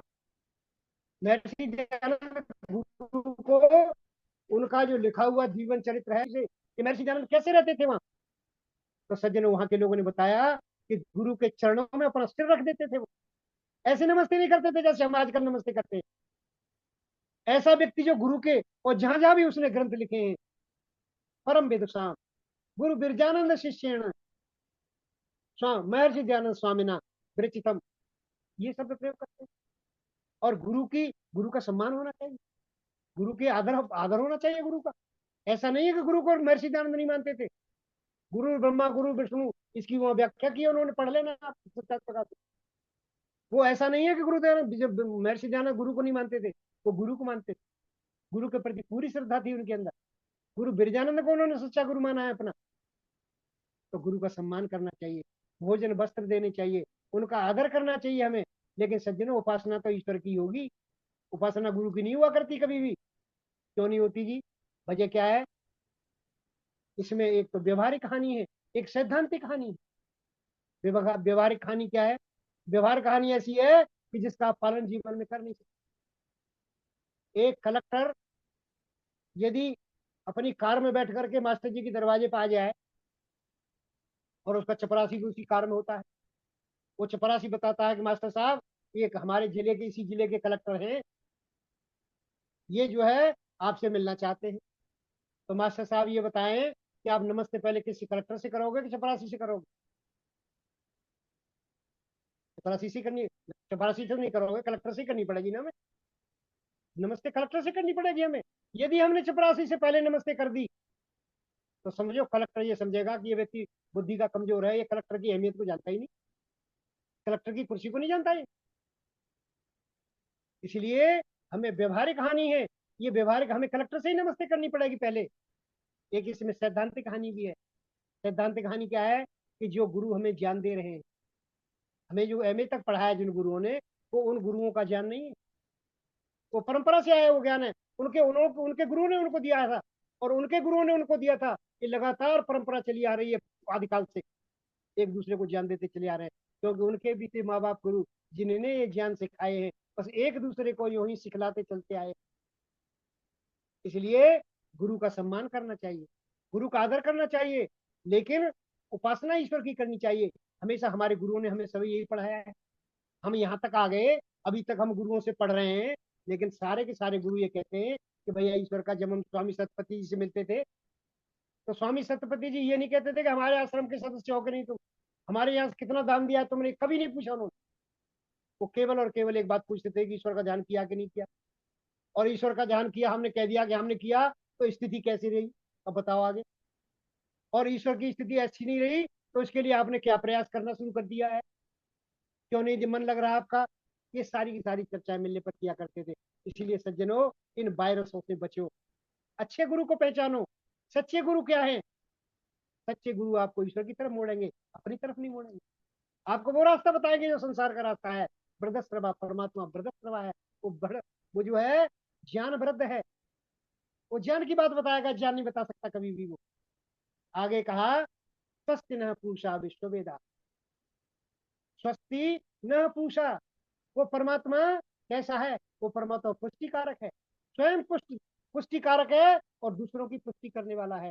स्वयं पवित्र है, दूसरों को पवित्र करने वाला है। न इंद्रा तरते पवते धाम किंचन। जीवात्मा को परमात्मा के अलावा संसार में कोई पवित्र नहीं कर सकता। इसलिए सबसे बड़ा पवित्र तो परमात्मा है, परमात्मा ही है। लेकिन आगे इसके और एक शब्द कहा गया, स्वस्ति न पूषा विश्ववेदा। परमात्मा विश्ववेदा है। विश्ववेदा को क्या कहेंगे जी? विश्ववेदा कहते हैं कि संसार में यो विद्यति, संसारे विद्यते, वो संसार में विद्यमान है, कण कण में जो विद्यमानता है जिसकी, सब विश्ववेदा, वो विश्ववेदा है। महर्षि दयानंद उणादि कोश में लिखते हैं कि जो वेद्यते, इसमें संसारे वेद्यति, संसार को जो जानता है, जड़ और चेतन दोनों को जानता है, उसको कहते हैं विश्ववेदा। संसार में परमात्मा हर एक को जानता है, क्योंकि हमें पता है क्या जानता है परमात्मा? हमें जानता है क्या परमात्मा? हम कहाँ रह रहे हैं, क्या कर रहे हैं, क्या खा रहे हैं, क्या पी रहे हैं, ये जानता है परमात्मा? जानता है तो कैसे जानता है? कैसे परमात्मा जानता है? परमात्मा पहचान कैसे लेता है हमें? संसार में सारी की सारी जीवात्मा एक जैसी है, एक जैसा स्वरूप है संसार में। बहुत सी चीजें तो हम भी जान लेते हैं, हम पहचान लेते हैं कि ये रामलाल है, ये श्यामलाल है, सारी पहचान लेते हैं ना। हजारों चीजों को जानते हैं।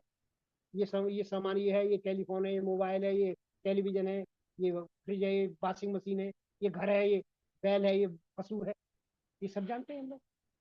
लेकिन जब तक जानते हैं, जब तक वो जीवात्मा शरीर के अंदर है, जब तक शरीर के अंदर है तब तक हम जान लेते हैं। और भाई, और मैं तो यहाँ तक कहता हूँ कि मनुष्य की बुद्धि इतनी कमजोर है कि केवल शरीर को में रहते हुए नहीं जानता, शरीर में रहते हुए भी नहीं जान सकते हम। मैं आपको एक सत्य घटना सुनाता हूँ। मैं एक बिजली का सामान लेने गया किसी दुकान पर, और बिजली का सामान जब ले आया और घर में मिस्त्री ने कह दिया, बाबूजी ये तो लौटाना पड़ेगा, ये तो ठीक नहीं है, ये तो दूसरा लाना पड़ेगा आपको।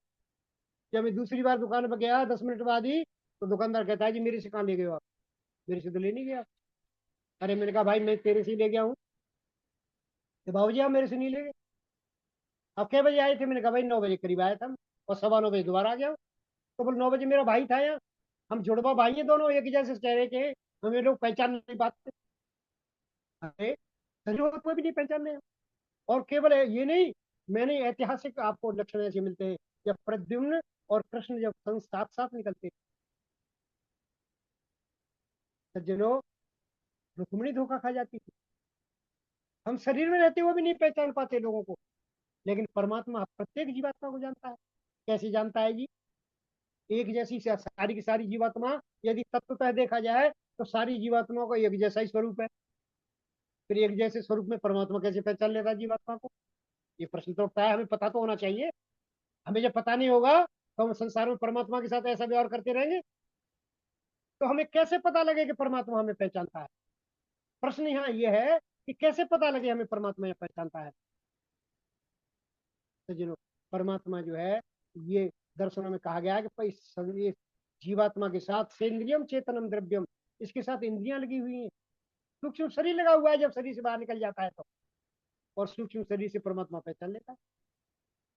तो लेकिन जी ये कहे कोई कि सूक्ष्म शरीर भी तो एक जैसा ही है सबका, सबका एक जैसा है। आप किसी से कहोगे कि क्या रंग है, हर एक आदमी बता देगा पीला रंग है, ये हरा रंग है, लाल रंग है, तो बता देंगे एक जैसे शरीर है। सारे के सारे सूक्ष्म शरीर एक जैसे हैं। फिर कैसे पहचान लेता है परमात्मा?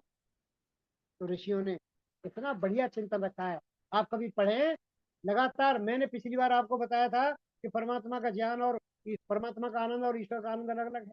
अब ईश्वर का आनंद और जीव प्रकृति का आनंद अलग अलग है। लोग कह रहे हैं जी, एक सज्जन ने मेरे से टेलीफोन पर कहा कि भाई ये बताओ, ये तो तुम्हें पूरी कल्पना सी लग रही है, मैं कल्पना की बात कर रही हूँ। अरे मैंने कहा भैया मैं कल्पना नहीं कह रहा, मैं तो वेद, मैं तो दर्शनों के मंत्रों को सुना, दर्शनों के सूत्रों को सुना रहा हूँ आपको। दर्शनों के सूत्र क्या कहते हैं?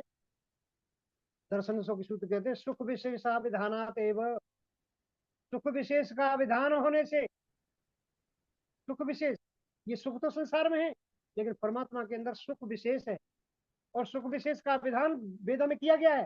परमात्मा के अंदर विशेष सुख है जिसको आनंद बोलते हैं, इसका विधान होने से परमात्मा जो है उसका आनंद अलग है, जीवात्मा का और प्रकृति का आनंद अलग है।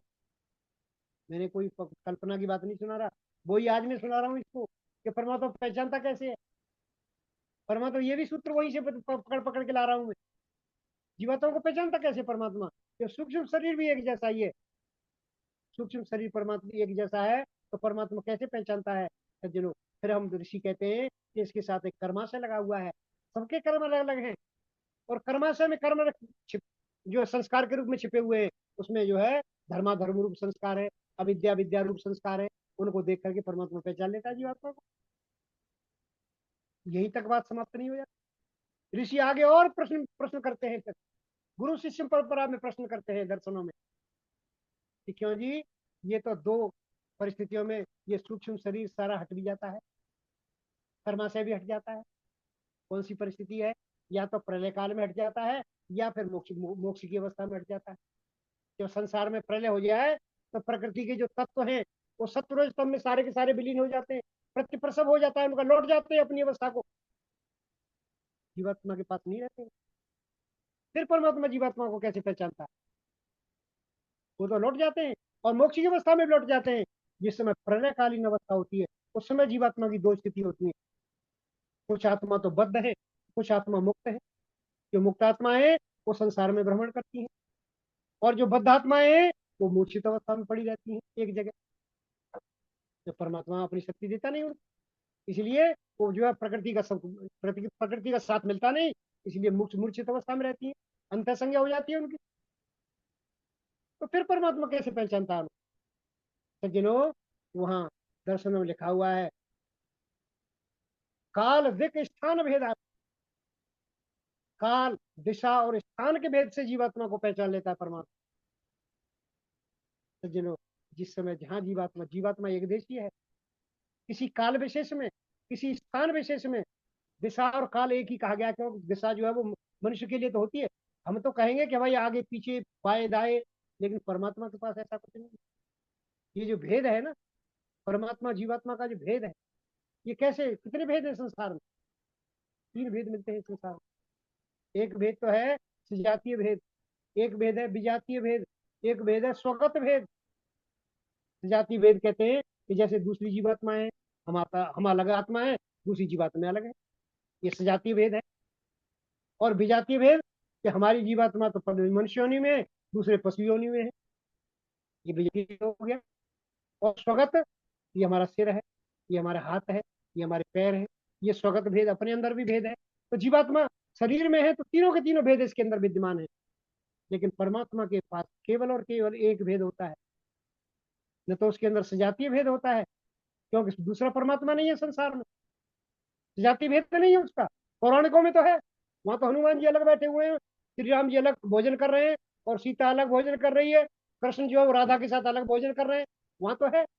लेकिन आर्यमानियों के ईश्वर में अलग विजातीय सजातीय भेद नहीं हो, उसके साथ कोई दूसरा ईश्वर नहीं है।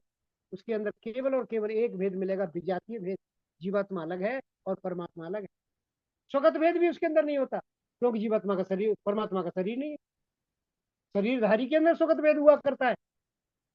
तो सज्जनों, फिर इस जीवात्मा को पहचानता कैसे है? काल दिक स्थान भेदात, काल और दिशा और स्थान के भेद से जीवात्मा को परमात्मा पहचान लेता है, क्योंकि जीवात्मा एक देशीय रहता है। प्रश्न किया गया फिर कि आप ये बताइए कि आपने तो केवल ये जो है प्रलय काल की अवस्था बता दी, मुक्ति की अवस्था में जीवात्मा एक जगह कभी ठहरता नहीं, वो तो सारे ब्रह्मांड में घूमता है। फिर जीवात्मा को कैसे पहचानता है परमात्मा? सारे के सारे ब्रह्मांड में घूमता है। जैसे मैं सवेरे उठूं और दिल्ली के एयरपोर्ट पर जा करके बॉम्बे पहुंच जाऊं, और बॉम्बे के एयरपोर्ट से फिर कलकत्ता पहुंच जाऊं, और कलकत्ता से फिर दिल्ली में आज वापस आ जाऊं शाम को।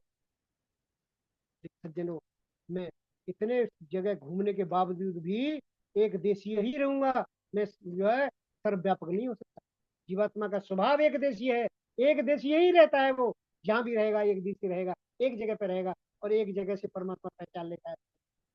जैसे हम पहचान लेते हैं, इस जेब में 50 रुपए रखे, इस जेब में 100 रुपए रखे, इस जेब में 200 रुपए रखे, पहचान लेते हैं ना कि 200 रुपए इसमें रखे। इस तरह से परमात्मा, जहां जहां जीवात्मा होता है वो हम परमात्मा पहचान लेता है, उसकी निगाह से कोई बच नहीं सकता, क्योंकि परमात्मा विश्ववेदा है, विश्ववेदा परमात्मा है। सज्जनों, संसार में यदि ईश्वर परमात्मा के अलावा जीवात्मा को कोई पहचान नहीं सकता। यदि पहचानता नहीं तो संसार में जो फल भोग की स्थिति चल रही है वो संसार में कैसे सिद्ध होती, हमें जो है कैसे फल मिलता? यदि परमात्मा हमें पहचानता नहीं तो उसके फल में कभी भूल नहीं हुआ करती। जैसे पेन ड्राइव होती है ना, एक जैसी पेन ड्राइव, एक जैसी कंपनी की कोई पेन ड्राइव दे दे हमें, भैया जरा ले जो अलग अलग, तो देखें हम कंप्यूटर में लगा के देख लेते हैं ना कि इस प्रोग्राम अलग पड़ा हुआ है, इसमें अलग पड़ा हुआ है। किसी जीवात्मा का मोक्ष इस कल्प में हुआ है, किसी जीवात्मा मोक्ष दूसरे कल्प में हुआ है, किसी जीवात्मा का मोक्ष तीसरे कल्प में हुआ है। सज्जनों, इन कल्पों के भेद से काल दिक स्थान भेदात, काल दिशा, काल और दिशा जो है ये भी द्रव्य गिनाए गए हैं उसमें वैशेषिक दर्शन में। वैशेषिक दर्शन जो है उसमें ये कहा गया है कि भाई काल और दिशा ये तो दिखाई नहीं देते संसार में। ऋषि कणादि से पूछा गया कि भाई आपने द्रव्य की परिभाषा कर दी, उसमें द्रव्य गुण कर्म सामान्य विशेष और समवाय, इन 6 पदार्थों का ज्ञान कर लो आपको मोक्ष हो जाएगा, ये कहा गया है इसके अंदर। तो उसमें द्रव्य 9 गिनाए हैं, 9 द्रव्य हैं, 5 तो ये पंचभूत है, और एक काल और दिशा है, एक आत्मा और मन है। आत्मा में परमात्मा तो जीवात्मा दोनों स्वीकार किए गए, और काल और दिशा दिख नहीं है। अब ऋषि ने पूछा कि भाई काल और दिशा तो दिखाई नहीं देते संसार में कहीं, फिर ये कैसे? कहते हैं काल और दिशा बेशक दिखाई नहीं देते, लेकिन इनके बगैर न तो परमात्मा का काम चलता है और न जीवात्मा का काम चलता है। जीवात्मा का भी काम नहीं चलता और परमात्मा का भी काम नहीं चलता है इनके बगैर। संसार में परमात्मा जो है काल के भेद से जान लेता है इसका कितना मोक्ष है, इसके अंदर उसी हिसाब से ज्ञान मिलता है उसको। सज्जनों, इस तरह से यदि हम परमात्मा को सोचेंगे, इस तरह से परमात्मा का विचार करेंगे, तो हमें पता चलेगा कि परमात्मा विश्वविदा है। केवल शब्दार्थ मात्र जान लेने से हम केवल ये जान लें कि परमात्मा विश्ववेदा है, सबको जानता है। कैसे पता लगेगा हमें, कैसे विश्वास होगा हमें? हमें विश्वास नहीं हो सकता। परमात्मा का हमें विश्वास करना है तो हमें ये सीखना पड़ेगा परमात्मा कैसे हमें जानता है। यदि हमने जानना सीख लिया तो संसार में व्यवहार बदल जाएगा, हमारा दृष्टफल प्राप्त हो जाएगा। हमें हमें परमात्मा का हमें ज्ञान हो जाएगा, और हम परमात्मा का ज्ञान हो गया तो इसलिए अदृष्ट फल हमें अगले जन्म में भी मिलेगा, इसका अदृष्ट फल मिलेगा इस वेद का। इसलिए ये वेद जो है इतना आवश्यक है। आज मैंने इस पहली लाइन का आपके अंदर व्याख्या की है। आगे आगे की लाइनों में और किसी दिन जब बाद में मिलेगी कभी समय तो मैं इसकी व्याख्या बाद में करूंगा। इन्हीं शब्दों के साथ आप सभी ने जितना भी सामग्री मैंने दी है आपको, उसको आप ग्रहण करें। मास्टर जी इसको रिकॉर्ड कर रहे हैं, रिकॉर्ड करके इसको बार बार सुने। और कोई यदि शंका है तो मेरे से अब विचार कर लें, मेरे से विचार विमर्श कर लें। मैं तैयार हूं आपके लिए अब भी, और जब भी आप कहेंगे तभी। आप जब भी टेलीफोन पर मेरे साथ ये विचार विमर्श करना चाहें तो आप कर सकते हैं। मेरा स्वाध्याय निरंतर जो है वो दर्शनों पे ही है, और दर्शनों का विद्यार्थी होने के नाते मैं दर्शन की बात बताऊंगा, क्योंकि वेद मंत्र ये जानता है कि कौन व्यक्ति दर्शनाचार्य यदि पढ़ रहा है मेरे को, या कोई व्याकरणाचार्य पढ़ रहा है, वेद मंत्र जानता है। इसीलिए बहुत संसार में बहुत परमात्मा जो है वो जो है परमात्मा वेद विश्ववेदा है, संसार को जानने वाला है। इन्हीं शब्दों के साथ आज मैं अपनी वाणी को यहीं विराम देता हूँ। ओम शम। बहुत बहुत आभार आचार्य ओम प्रकाश जी। आज हमारी बहन चंद्रकांता गिरा जी, जगदीश पारासर जी, प्रोफेसर प्रमोद शर्मा जी, हरकिशन जी हमारे शिक्षक साथी, सतीश समर्थ जी, कविराज जी, और राम सेवक निरंजन मास साहब, गजेंद्र जी बरेठ, काफी लोग जो है नए रूप में आज जुड़े हुए हैं, उनसे हमने निवेदन किया था और आज सब लोगों की उपस्थिति रही है। चंद्रकांता गिरा जी, राजेश मीना जी, जी सादर नमस्ते। नमस्ते जी। बताइए कैसा लगा नमस्ते लखन भैया जी। थोड़ी नमस्ते फोन में थोड़ा है, थोड़ी आवाज थोड़ी धीरे आ रही है। जी फिर भी जो मैंने इसीलिए आवाज बंद करके बिल्कुल कान में लगाकर सुना है। जी बहुत ही सुंदर व्याख्या की आदरणीय आचार्य ओम प्रकाश जी ने। मैं वैसे भी सुनती रहती हूँ उनको, आर संदेश टीवी भी सुनती रहती हूँ। और आज जो इन्होंने व्याख्या की बहुत सुंदर की। मेरा एक प्रश्न ये था कि जैसा इन्होंने बताया कि वेद पारायण यज्ञ जो हम लोग कराते हैं आर्य समाजों में, ये सही है कि ये पढ़ने के लिए है, लेकिन हम लोग आहुति भी देते हैं। जो ये बड़े बड़े आचार्य जी आते हैं, विद्वान आते हैं, तो ये हम लोग को सलाह क्यों नहीं देते कि इस तरह से नहीं तो इस तरह से करिए। अब जैसे हमारे देखिए ये आर्य वहां समाज जब चर्चा डोबलाल मंदिर में आए थे विद्वान, तो आचार्य सोमदेव जी राजस्थान से आए थे। उन्होंने चारों वेद पुराण यहाँ कराए हैं। तो उस समय उन्होंने ये क्यों नहीं बताया कि ये नहीं होना चाहिए। देखिए वेद पारायण यज्ञ करने से जो भी जितना भी आप सामग्री खर्च करेंगे डालेंगे, उसका जो है लाभ तो कुछ ना कुछ होगा। ऐसा तो नहीं है कि लाभ ना हो। और वहां जब ये चर्चा चल रही थी तो वहां भी कुछ विद्वान ऐसे थे, वो ये कहते थे कि भाई तुम्हें दिक्कत क्या है, हम सारा पारायण यज्ञ कर रहे हैं तो। लेकिन इसका जो मूल सिद्धांत है वो ये सिद्धांत है कि यथा चित्ते तथा वाच, और यथा वाच तथा क्रिया। जो हमारे चित्त में है वो ही हमारी वाणी में होना चाहिए, और जो हमारी वाणी में है वो ही हमारे कर्म में होना चाहिए। बाण चित्ते वाचे क्रियायाम तो साधुना में एक रूपता, साधुओं के अंदर एक रूपता मिलेगी आपको। तो ये एक रूपता कैसे हो कि जब उसको जो है यदि हम गर्भाधान संस्कार के मंत्र कर रहे हैं, और हम यदि शादी विवाह के मंत्र कर रहे हैं तो उसमें शादी विवाह का ही होना चाहिए जिक्र। और यदि हम अंत्येष्टि क्रिया कर रहे हैं तो उसमें अंत्येष्टि मंत्र जाते हैं, और वेद में सारे इकट्ठे हैं एक जगह। लेकिन आप जो है उनका यौगिक अर्थ अलग है, वैसे मैं ये मानता हूँ कि यौगिक अर्थ अलग है, लेकिन उनका जो प्रयोग जो विनियोग है, ऋषियों के द्वारा जो विनियोग है वो विभिन्न क्रियाओं में किया गया है। इसलिए पारायण पढ़ना चाहिए। वेद जो हमारे जो ऋषिकृत हमारे जो यज्ञ पद्धति दी हुई है उन्हीं के अनुसार यज्ञ करना चाहिए। सतीश जी, राजेश जी भाई साहब। जी जी आइए भाई साहब। जी भाई साहब, बहुत बहुत धन्यवाद। आज आपने बताया तो सुनने का सौभाग्य मिला, जी बहुत अच्छा लगा। ईश्वर के बारे में आदरणीय आचार्य जी ने ईश्वरा सर्ववेदः ऐसा कुछ बताया। ईश्वर की सर्वव्यापकता आचार्यों से सुनते ही तब तो लगता है कि विषय एकदम स्पष्ट हो गया। लेकिन कभी कभी जब हम अपने आप को, अपनी जीव दशा का ध्यान करते हैं, तो कुछ ऐसा लगता है कि अ, ईश्वर और जीव के बीच में जो भेद है वो एक रूपता में परिणित हो सकता है। आचार्य जी का विचार जानना चाहता हूं। ज्ञान के माध्यम से आप ईश्वर तक पहुंच सकते जी हैं। और ज्ञान में एक रूपता, आपके ज्ञान में एक रूपता तभी आएगी जब अविद्या हट जाएगी। जी आपके अंदर जानकारियां घुसेंगी पहले, और जो ना जानकारियां हैं वो बाहर होंगी निकल निकल के। जी जी आप बैठू कहाँ तेरे सदन में, गैर जो बैठे हुए, जो गैर लोग बैठे हुए हैं आपके घर में, तो फिर दूसरे लोग कैसे आएंगे उसमें? पहले वो निकलेंगे तब आएंगे दूसरे। जी जी जी। तो आप जो अच्छा है आ, आप जो है ऋषिकृत ग्रंथों को पढ़िए। और सबसे बड़ी बात तो यह है कि आप महर्षि दयानंद का सत्यार्थ प्रकाश पढ़ो। आप अच्छा अच्छा। सारे के सारे 6 दर्शन उसके अंदर है। मैं कहता हूँ महर्षि दयानंद ने मीमांसा दर्शन का इतना स्वाध्याय किया है कि उनका जितना भी साहित्य है उनको पढ़ने से पता चलता है कि मीमांसा दर्शन पढ़ा हुआ है महर्षि। जी अच्छा। जी बहुत सुंदर, आपका बहुत बहुत आभार कल आपकी लखनलाल सती, जी। कल 7:45 आपकी कविता होगी, ध्यान रखना। अच्छा ठीक है, आपका आदेश। कल एक कविता जी सुनेंगे दयानंद जी के ऊपर आपसे। जी जी जी जी। जी जी जी जी। सती समर्थ जी है, राष्ट्रीय कवि है। राजेश मीना जी, दोसा, और धन्य- कैसा लगा और सभी कार्यक्रम? आर्य सब जी अच्छा लगा। और ओम प्रकाश जी वैदिक जगत के बहुत ही उच्च कोटि के विद्वान आचार्य है।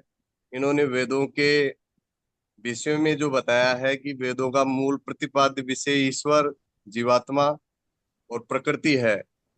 वास्तव में हमें वेदों को पढ़ना चाहिए और वेदों को पढ़ करके और उनके अनुसार ही उनको व्यवहार में अपनाना चाहिए, तभी वेदों की सार्थकता सिद्ध होती है। तो आचार्य जी को बहुत बहुत धन्यवाद हमें और सभी आपसे आर्य सज्जनों को। हमें आपसे कम से कम 5 मेंबर चाहिए जो आप अपने सहयोग से जोड़ेंगे ये कार्यक्रम में, ठीक है ना? Okay sir. जी जी धन्यवाद। जगदीश प्रसाद जी, पारासर जी। जी लखनलाल जी, आपका बहुत बहुत धन्यवाद, बहुत बहुत आभार जो आपके इतने विद्वान जो है लोगों का यहाँ घर बैठे अपने सबके जो है मैं उसमें आते हैं। आदरणीय ओम प्रकाश जी ने बहुत ही बढ़िया ईश्वर और अपने यह इसके संबंध में बहुत ही विस्तृत और सरल भाषा में समझाया। इनका बहुत बहुत आभार, बहुत बहुत धन्यवाद है। आचार्य संजीव रूप जी, 2 मिनट अपना आशीर्वाद दे दीजिए हमारे लिए। आचार्य संजीव रूप जी, जी आइए, आइए रूप जी। जी आचार्य संजीव रूप जी को मैं भी फॉलो करता हूँ बहुत। आचार्य जी को बहुत बहुत नमन। आपको आपको सभी मैं भी का फॉलो करता हूँ। आज आज तो आचार्य जी को खूब मन से सुना। और बहुत अच्छा लगा। मैं तो बस यही कहूंगा आचार्य जी, अच्छा हो कि लोग बहुत अच्छे से, एक चीज मैं यहाँ पर जरूर जोड़ूंगा, गुरुर ब्रह्मा गुरुर विष्णु। हम लोग आज इसके मर्म को समझ नहीं पा रहे हैं और खूब गुरडमवाद फैल गया है, और ये हमारी संस्कृति का बहुत दुर्बल पक्ष है आचार्य जी। मैं सोचता हूं कि मैं क्यों ना ऐसा कहूं।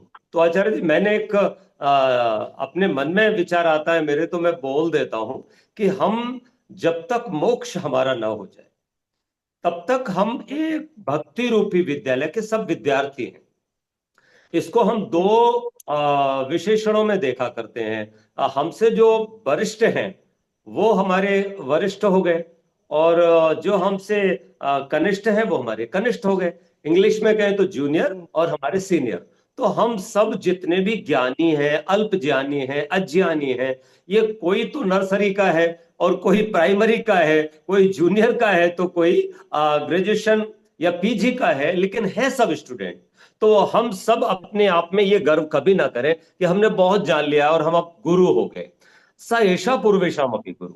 गुरु तो केवल परमेश्वर है, उसी से हम ज्ञान पाते हैं। हमारे पास अपना ज्ञान है ही कितना, बिल्कुल हमारे पास तो अपना जो मूल ज्ञान है वो हम सब जानते हैं कि भाई वो स्वाभाविक ज्ञान तो हमारा बहुत थोड़ा सा है। तो जितना भी हमने लिया है सब ईश्वर से ही लिया है, इसलिए वही हमारा गुरु है। तो गुरु के स्थान पर तो केवल ईश्वर को रखें।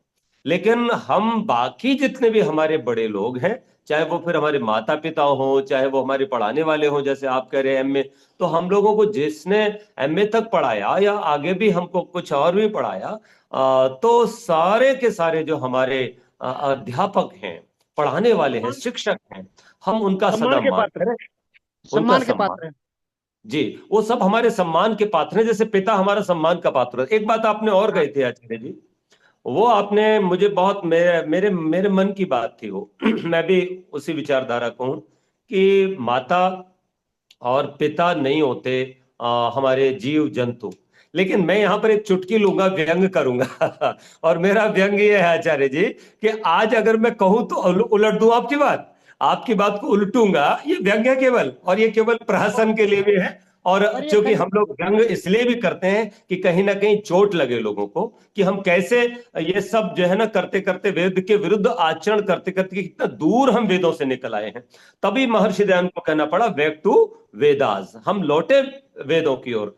हम देखते हैं कि आज की तारीख में हमारे जो बहुत सारे पशु पक्षी हैं वो कहीं ना कहीं माता भी हैं और पिता भी हैं। लेकिन आज के मनुष्य को, आज की देवियों को और आज के इन देवताओं को हम पिता और माता ना कहे तो ही अच्छा है, इनको जनक और जननी कहे तो ही अच्छा है, क्योंकि ये केवल और केवल एक्सीडेंटल संतान। अब देखो मैं एक शब्द ले रहा हूं कि इनको तो पता ही नहीं। देखिए, पिता वो होता है आचार्य जी जो पिता बनने के लिए विवाह से पहले प्रयत्न करता है। अभी मैं पीछे अपनी कथा में कह रहा था कि यदि आपको पिता बनना है तो पिता बनने की तैयारी पिता बनने से 10 साल पहले करो। अगर तुमको माता बनना है तो हे माता बनने की इच्छा करने वाली बेटियों, तुम अपने विवाह से 10 साल पहले माता बनने का प्रयत्न करो। ये एक वो विशेषण है जिनको जानना बहुत आवश्यक है। अब सवाल यह है कि पिता क्या है, माता क्या है, वो आपने बता ही दिया। लेकिन अगर मैं इसी बात को कहूं पशु पक्षियों में घटाता हुआ, तो आज अगर रिलेशन की बात करें, पति पत्नी की बात करें, तो आज भी ये पशु पक्षी तो आचार्य जी हमको दिखाई देते पति पत्नी जो कभी आपस में लड़ते नहीं, और आपस में ना इनका जो है विवाह हुआ तो ना इनका बैंड बाजा बजा, ना इनका जो है किसी पंडित जी ने कोई मुहूर्त निकाला, और ना ही कोई जो है इनके साथ बैंड बाजा गया। कोई इनके साथ पार्टनर भी नहीं था, कोई रिश्तेदार भी नहीं था। लेकिन फिर भी अगर हिरन हिरनी के साथ है, यदि फिर भी कोई चिड़ा चिड़ी के साथ है, या कोई पशु पक्षु मादा और नर एक दूसरे के साथ है, कबूतर कबूतरी, तो मैंने देखा है कि वो कितने मस्ती के साथ रहते हैं, और उनका आहार मर्यादित, उनका भय मर्यादित, उनका मैथुन मर्यादित, और उनकी निद्रा भी मर्यादित। हमारा कौन सा साहब मर्यादित है? तो पशु पक्षी ज्यादा हमसे जीते हुए से लगते हैं। मुझे तो ऐसा लगता है कुत्ते जीत गए। तो सवाल यह है कि आप जो कह रहे थे, मैं मन ही मन सोच रहा था कि आचार्य जी कह तो बड़े मन से रहे हैं, लेकिन आज के इस मनुष्य को, आज के नौजवान और आज की युवतियों को, आज के पति पत्नियों को जरा सोचो, 2 करोड़ से ज्यादा डिवोर्स के केस हमारी अदालतों में जहां पड़े हों, वहां हम कैसे कह दें कि ये माता पिता हैं? और एक भी कबूतर कबूतरी का डिवोर्स केस पड़ा हो अदालत में तो बता दो, एक भी हिरन हिरनी का पड़ा हो तो बता दो, और एक भी कोई अमर्यादित आचरण कर रहा हो तो बता दो। इसलिए मैं निवेदन करूं कि इस मनुष्य को मनुष्य कैसे बनाए, ये हमें सोच करके आगे विचारना ये होगा कि कैसे ही करके कार्यशाला आयोजित की जाए। और मैं कर रहा हूं, और उन कार्यशाला, देखिए अब उपदेश का काम जो है ना वो तो होता रहे, लेकिन साथ में हर आर्य समाज साल में 1 या 2 कार्यशालाओं को आयोजित करे, और वो कार्यशालाएं ये हो कि हम पिता कैसे बने, हम माता कैसे बने, इस पर चिंतन होना चाहिए। और ऐसे युवक युवतियों को बुला के, जिनका विवाह नहीं हुआ है उनको बुलाया जाए, और जिनका हो भी गया है नया नया उनको भी बुलाया जाए, और वहां पर उनको 3 दिन की कम से कम ट्रेनिंग दी जाए, उनको प्रशिक्षण दिया जाए। धन्यवाद, आचार्य जी, आपका समय हो गया। आपसे मैं जुड़ा हुआ हूँ, और जी आपका सुबह ही मैसेज आ जाता है मेरे पास। जी जी, मैं सुबह। भेजता हूँ सभी को विश्व में पूरे। हाँ। अच्छा, और दूसरा यह है कि एक बार एक इंटर कॉलेज में एक अध्यापक लिवा गए मेरे को अपने रिटायरमेंट में। हम्म। इंटर कॉलेज में रिटायर हो रहे थे, वो प्रिंसिपल थे वहाँ के। जी और जब मुझे लिवा गए तो मैंने आपका एक कविता सुनाई वहाँ कि किस अच्छा, तरह शिक्षक गुरु ब्रह्मा बने बतलाइए। ब्रह्मा बने बतलाइए। अच्छा, जो उपाधि ये पहले थी कैसे मिले बतलाइए। ये आपका लिखा हुआ मेरे को मिल गया था कहीं से। अच्छा अच्छा अच्छा अच्छा, मैंने आपका नवाब ने नाम लिखा था। मैंने आपका नाम लेकर के ही बताया कि ये आचार्य रूप जी का लिखा हुआ है। अरे बड़ा और धन्यवाद। और जो है इतना अच्छा लगा लोगों को, सारे अध्यापक कहने ऐसे ही अध्यापक बनेंगे अब हम। क्या बात है। तो आपसे जुड़ा चलिए, हुआ हूँ मैं। धन्यवाद। हाँ। मैंने बहुत लिखा है, बहुत कुछ लिखा है गुरु के बारे में भी। अगर कभी समय मिला तो वो कविता एक बार फिर से दोहरा दीजिएगा, या हम दोहराएंगे तो अच्छा रहेगा। लोगों को पता होना चाहिए कि शिक्षक कैसे गुरु ब्रह्मा बने। वो उसकी वेदना थी। दरअसल सत्य प्रकाश प्रधान जी है नवाबगंज गोंडा के, तो वो हमेशा विषय देते हैं और विषयों में भी उपविषय देते हैं कि भाई ये आज विद्वान इस पर बोलेगा। तो अब चूंकि समय थोड़ा, तो मैं कविता बना करके वहां पर पेश कर दिया और 10 मिनट में अपनी बात कह दी। तो धन्यवाद आचार्य जी, बहुत अच्छा लगा आज आपसे दर्शन हो गए। और इसके लिए शिक्षक लखनलाल जी का धन्यवाद, जो हम सब लोगों को मिला देते हैं। बहुत बहुत धन्यवाद। Doctor Pramod Sharma ji, Allahabad. Doctor Pramod Sharma ji, professor साहब मेरी आवाज सुन रहे हैं? आज रूप जी सब लोगों से मैंने निवेदन किया हुआ था कि फिर से हम पुनः अपने इस कार्यक्रम के गौरव को लौटाएं, और आज हमारे आचार्य ओम प्रकाश गोयल जी ने सवेरे सवेरे हमें स्वीकृति दी। तो निश्चित रूप से आज 41 की संख्या यहाँ पर दिखाई दी, अच्छे अच्छे लोग जुड़े। और सब लोग से निवेदन है कि एक एक व्यक्ति एक एक लोगों को जोड़ेगा कल से। आइए डॉक्टर व्यासचंद्र शास्त्री जी, आशीर्वाद दे दीजिए। बहुत बहुत धन्यवाद। ओम स्वस्ति पंथा मनुचरेम सूर्या चंद्रमसा विव पुनर्ददता जानता संगमे मही। कार्यक्रम के सम्माननीय संचालक वर्य मित्र और पंडित लखनलाल जी आ रही है, और इसके साथ ही साथ आज के सम्माननीय मुख्य वक्ता आदरणीय आचार्य ओम प्रकाश जी गोयल, और इसके साथ ही साथ अभी जिनकी टिप्पणी हम सुन रहे थे सभी विद्वद्गण और आचार्य संजीव रूप जी, सभी सुधी श्रोतागण, मातृशक्ति देवियों। सचमुच आज आचार्य जी का जो व्याख्यान था वो बड़ा अद्भुत था, और दार्शनिक व्याख्यान आपका हुआ करता है, और दर्शन ज्ञान की भित्ति में उपस्थित होकर के जो ज्ञान उद्भूत होता है वही दैवी संपदा रूप में हमें प्राप्त हो जाता है। और वही दैवी संपदा का मूल उत्स वेद ही है, जिसको परमपिता प्रभु ने हम सबों को सृष्टि के आदिकाल में दिया, और वह किस प्रकार सर्वज्ञ है, सर्वांतर्यामी है, विश्व वेदा है, इसकी चर्चा हम श्रवण कर रहे थे। और निसंदेह है अभी वेद पारायण से संदर्भित प्रश्न भी पूछे जा रहे थे, शायद राजेश मीना जी या कुछ ऐसे इन्हीं व्यक्ति का नाम आ रहा था। इस पर तो आपने टिप्पणी सुन ली है और उत्तर भी जाना है। सचमुच वेद पारायण शब्द जो आया है उसको लोगों ने यज्ञ से जोड़ दिया, और प्रायः लोग सोच रहे हैं कि हम यज्ञ करके अर्थात इन मंत्रों से आहुति दे देंगे तो शायद लंबा हमारा यज्ञ होगा और इस बहाने वेद को पढ़ लेंगे।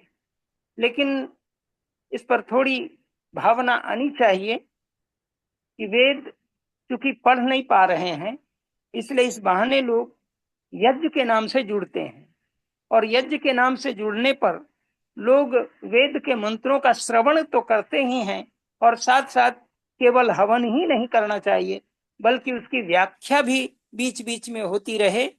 हम अधिक मंत्रों को न पढ़ें, लेकिन जो हमारे विषयगत देवता, ऋषि और छंद आदि वर्णन है उनकी चर्चा करते हुए यदि हम उसका व्याख्यान भी कर दें पश्चात या मध्य में तो शायद इसका विशेष लाभ होता है। लेकिन लोग क्या करते हैं कि वेद पारायण यज्ञ को समापन करने की दृष्टि से जल्दी जल्दी पाठ करके जो उसको बिना बताए केवल मंत्रोच्चारण करते जाते हैं और स्वाहाकार करते जाते हैं। इससे जितना लाभ ज्ञान का होना चाहिए उतना नहीं होता, लेकिन यज्ञ की आहुतियों का लाभ केवल मिल जाता है, जैसा कि आचार्य जी ने कहा, और यह सर्वमान्य भी है। लेकिन वेद पारायण यज्ञ को महर्षि दयानंद सरस्वती ने हवन करने की नियत से नहीं लिखा बल्कि उसको जानने की नियत से लिखा, और इसलिए वेद का स्वाध्याय हमारा नित्य हो, इसलिए महर्षि दयानंद आर्य समाज के तृतीय नियम में घोषणा करते हैं कि वेद सब सत्य विद्याओं का पुस्तक है। वेद का पढ़ना पढ़ाना और सुनना सुनाना सब आर्यों का परम धर्म है। तो निसंदेह परम धर्म के भागी बनने के लिए हम यज्ञ के बहाने जुड़े, ये तो थोड़ा सा अजीब आसा लगता है।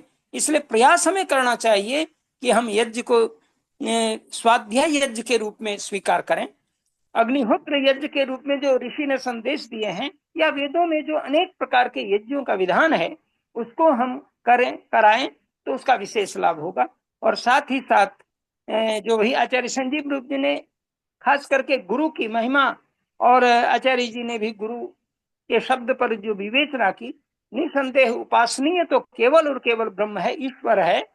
लेकिन जहाँ गुरुर ब्रह्मा गुरुर विष्णु गुरुर्देवो महेश्वरः की चर्चा है, तो वहां पर वही आदि गुरु को समझने की आवश्यकता है। लेकिन आदि गुरु को नहीं समझते गुरु ब्रह्मा, वो कहते हैं ब्रह्मा भी गुरु है, गुरु ही ब्रह्मा है, गुरु ही विष्णु है।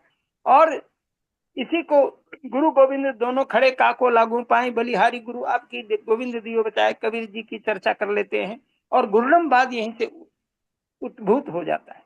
इसलिए महर्षि दयानंद ने गुरु की भक्ति की और गुरु की आज्ञा का पालन किया, और गुरु की उपासना न करके गुरु के आदेश का पालन किया, ऋषियों के आदेश का पालन किया। ये भाव हमें समझाने की आवश्यकता है। और परमात्मा जो सब गुरुओं का गुरु है, उस गुरु को हमें जानने की आवश्यकता है। विषय को यहीं पर मैं विराम दे रहा हूं। और बहुत सुंदर व्याख्यान आचार्य जी का हुआ है। मैं कुछ बाद से जुड़ पाया, क्योंकि हमारे यहाँ अभी स्मारिका प्रकाश उसके प्रकाशन विभाग के लोग आ गए, इसलिए मैं उसमें जुड़ गया था। खैर, बहुत बहुत धन्यवाद। थोड़ा सुना, लेकिन आचार्य जी को मैं कई बार सुना हूं। इनका बड़ा ही दार्शनिक व्याख्यान होता है, और बड़े ही व्यावहारिक दृष्टि और बड़े ही सुंदर वैदिक दृष्टि आप प्रस्तुत करते हैं, जिससे कि शंका का समाधान स्वतः हो जाता है। इसलिए आचार्य जी को मेरी तरफ से बहुत बहुत धन्यवाद, श्रोता बंधु की तरफ से भी, और इस संपूर्ण कार्यक्रम की तरफ से मैं उन्हें बहुत बहुत साधुवाद धन्यवाद देता हूँ। ओम शांति शांति शांति।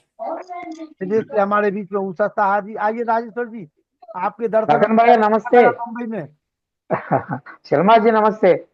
आचार्य जी नमस्ते। मुंबई में आपके दर्शन हो गए थे हम। बहुत बिल्कुल अच्छी तरीके से, बहुत अच्छा हुआ था। आपसे मिलके बहुत संतोष हुआ। और आप अपने सभी के ग्रुप से मिला है, वहां से मुंबई से शर्मा जी, गुरु जी, आचार्य जी, धन्यवाद। ओम प्रकाश आचार्य जी, बहुत बहुत बहुत नमस्ते, सादर नमस्ते। डॉक्टर प्रमोद कुमार शास्त्री जी नमस्ते। अनिल भैया नमस्ते। बॉम्बे जाके आए, एक लगभग 6 दिन की विराम के अंतर फिर कक्षा में जुड़ गए आज। आप सभी को हार्दिक धन्यवाद। नमस्ते। उषा जी आइए, शांति पाठ करें। और ओम ओम ओम एक मिनट मिनट लोगों केवल बहुत बहुत आवश्यक कुछ बात रह गई थी। 1 मिनट रुक जाइएगा। एक मिनट केवल। ओम निवेदन ये कर रहा था कि पारायण यज्ञ हम निरंतर करते हैं। अब मैं उस संबंध में केवल एक बात कहूंगा कि पारायण यज्ञों का ये जो अभी हम लोग कर रहे हैं ना, पूरा एक विधान सा ही हमने कर लिया है, उसमें मैं चाहूंगा इतना परिवर्तन हो कि आर्य समाजें अगर पारायण की ही इच्छुक हैं तो वो प्रतिदिन 3 या 5 मंत्र प्रतिदिन अर्थ सहित उनका स्वाध्याय करें, और ये प्रतिदिन चले, जैसे मेरा यजतीर्थ गुधनी में चलता है। और जब केवल 25, 30 या 50 मंत्र रह जाएं तब उनकी पूर्णाहुति करेगा, तब तो ठीक है। मुख्य में तो इसका स्वाध्याय ही है। अब जिस तरह से हम लोग इसको कर रहे हैं, तो मुझे लगता है कि हम पौराणिक में और हम में कोई अंतर नहीं रह गया है। तो इस पर सारे विद्वान एक दिन फिर चर्चा करेंगे। और लखनलाल भैया, आपसे निवेदन है कि कई विद्वानों को बिठा के और हम लोगों को थोड़ा सा चर्चा का मंच बना दीजिएगा एक दिन, उस पर हम इस पर खुल के चर्चा करना चाहेंगे। ठीक है, धन्यवाद। जैसे आप दे देना, सब विद्वानों को देंगे, सब लोग को बुलाएंगे। ठीक है जी जी, बहुत अच्छा। आइए शांति पाठ करें। ओम देव शांति अंतरिक्षम शांति पृथ्वी शांतिराप शांतिरौषधयः शांति वनस्पतयः शांति विश्वे देव शांति ब्रह्म शान्ति सर्वं शान्ति शान्तिरेव शान्ति सामा शान्तिरेधि ॐ शान्ति शान्ति शान्ति ओम। जो बोले सब सत्य सनातन वैदिक धर्म की जय। गुरु ब्रजानंद की जय। योगेश्वर महर्षि दयानंद की जय। मर्यादा पुरुषोत्तम श्री रामचंद्र की जय। योगेश्वर श्री कृष्णचंद्र की जय। पंडित लेख राम की जय। स्वामी सदानंद की जय। स्वामी आत्मानंद की जय। महात्मा हंसराज की जय। भारत माता की जय। गौ माता की रक्षा हो पालन हो आर्य समाज अमर रहे। वेद की ज्योति जलती रहे। ओम का झंडा ऊंचा रहे। आर्यों के महाकुंभ और भारत को समझो अभियान की जय। करवंतो विश्वमार्यम ध्वनि ओम। वैदिक अभिवादन सबको नमस्ते जी। ओम सर्वेभ्यो नमः। सभी को सादर नमस्ते। कल आचार्य प्रभामित्र जी वेदांत दर्शन पर विषय लेकर के आएंगे आपके बीच में जी। साहा जी बोलिए। उषा जी बोलिए। चलिए सतीश समर्थ जी कल आपकी कविता होगी और पुनः 7:45 बजे आप लोग जुड़िए। कल बहुत महत्वपूर्ण विद्वान आचार्य प्रभामित्र जी आपके बीच में रहेंगे और आगे हमारे ओम प्रकाश गोयल जी को पुनः मैं आमंत्रित करूंगा बहुत जल्दी आपके बीच में। एक सप्ताह में कम से 2 बार उनकी उपस्थिति रहेगी। सभी को सादर नमस्ते। शुभ रात्रि।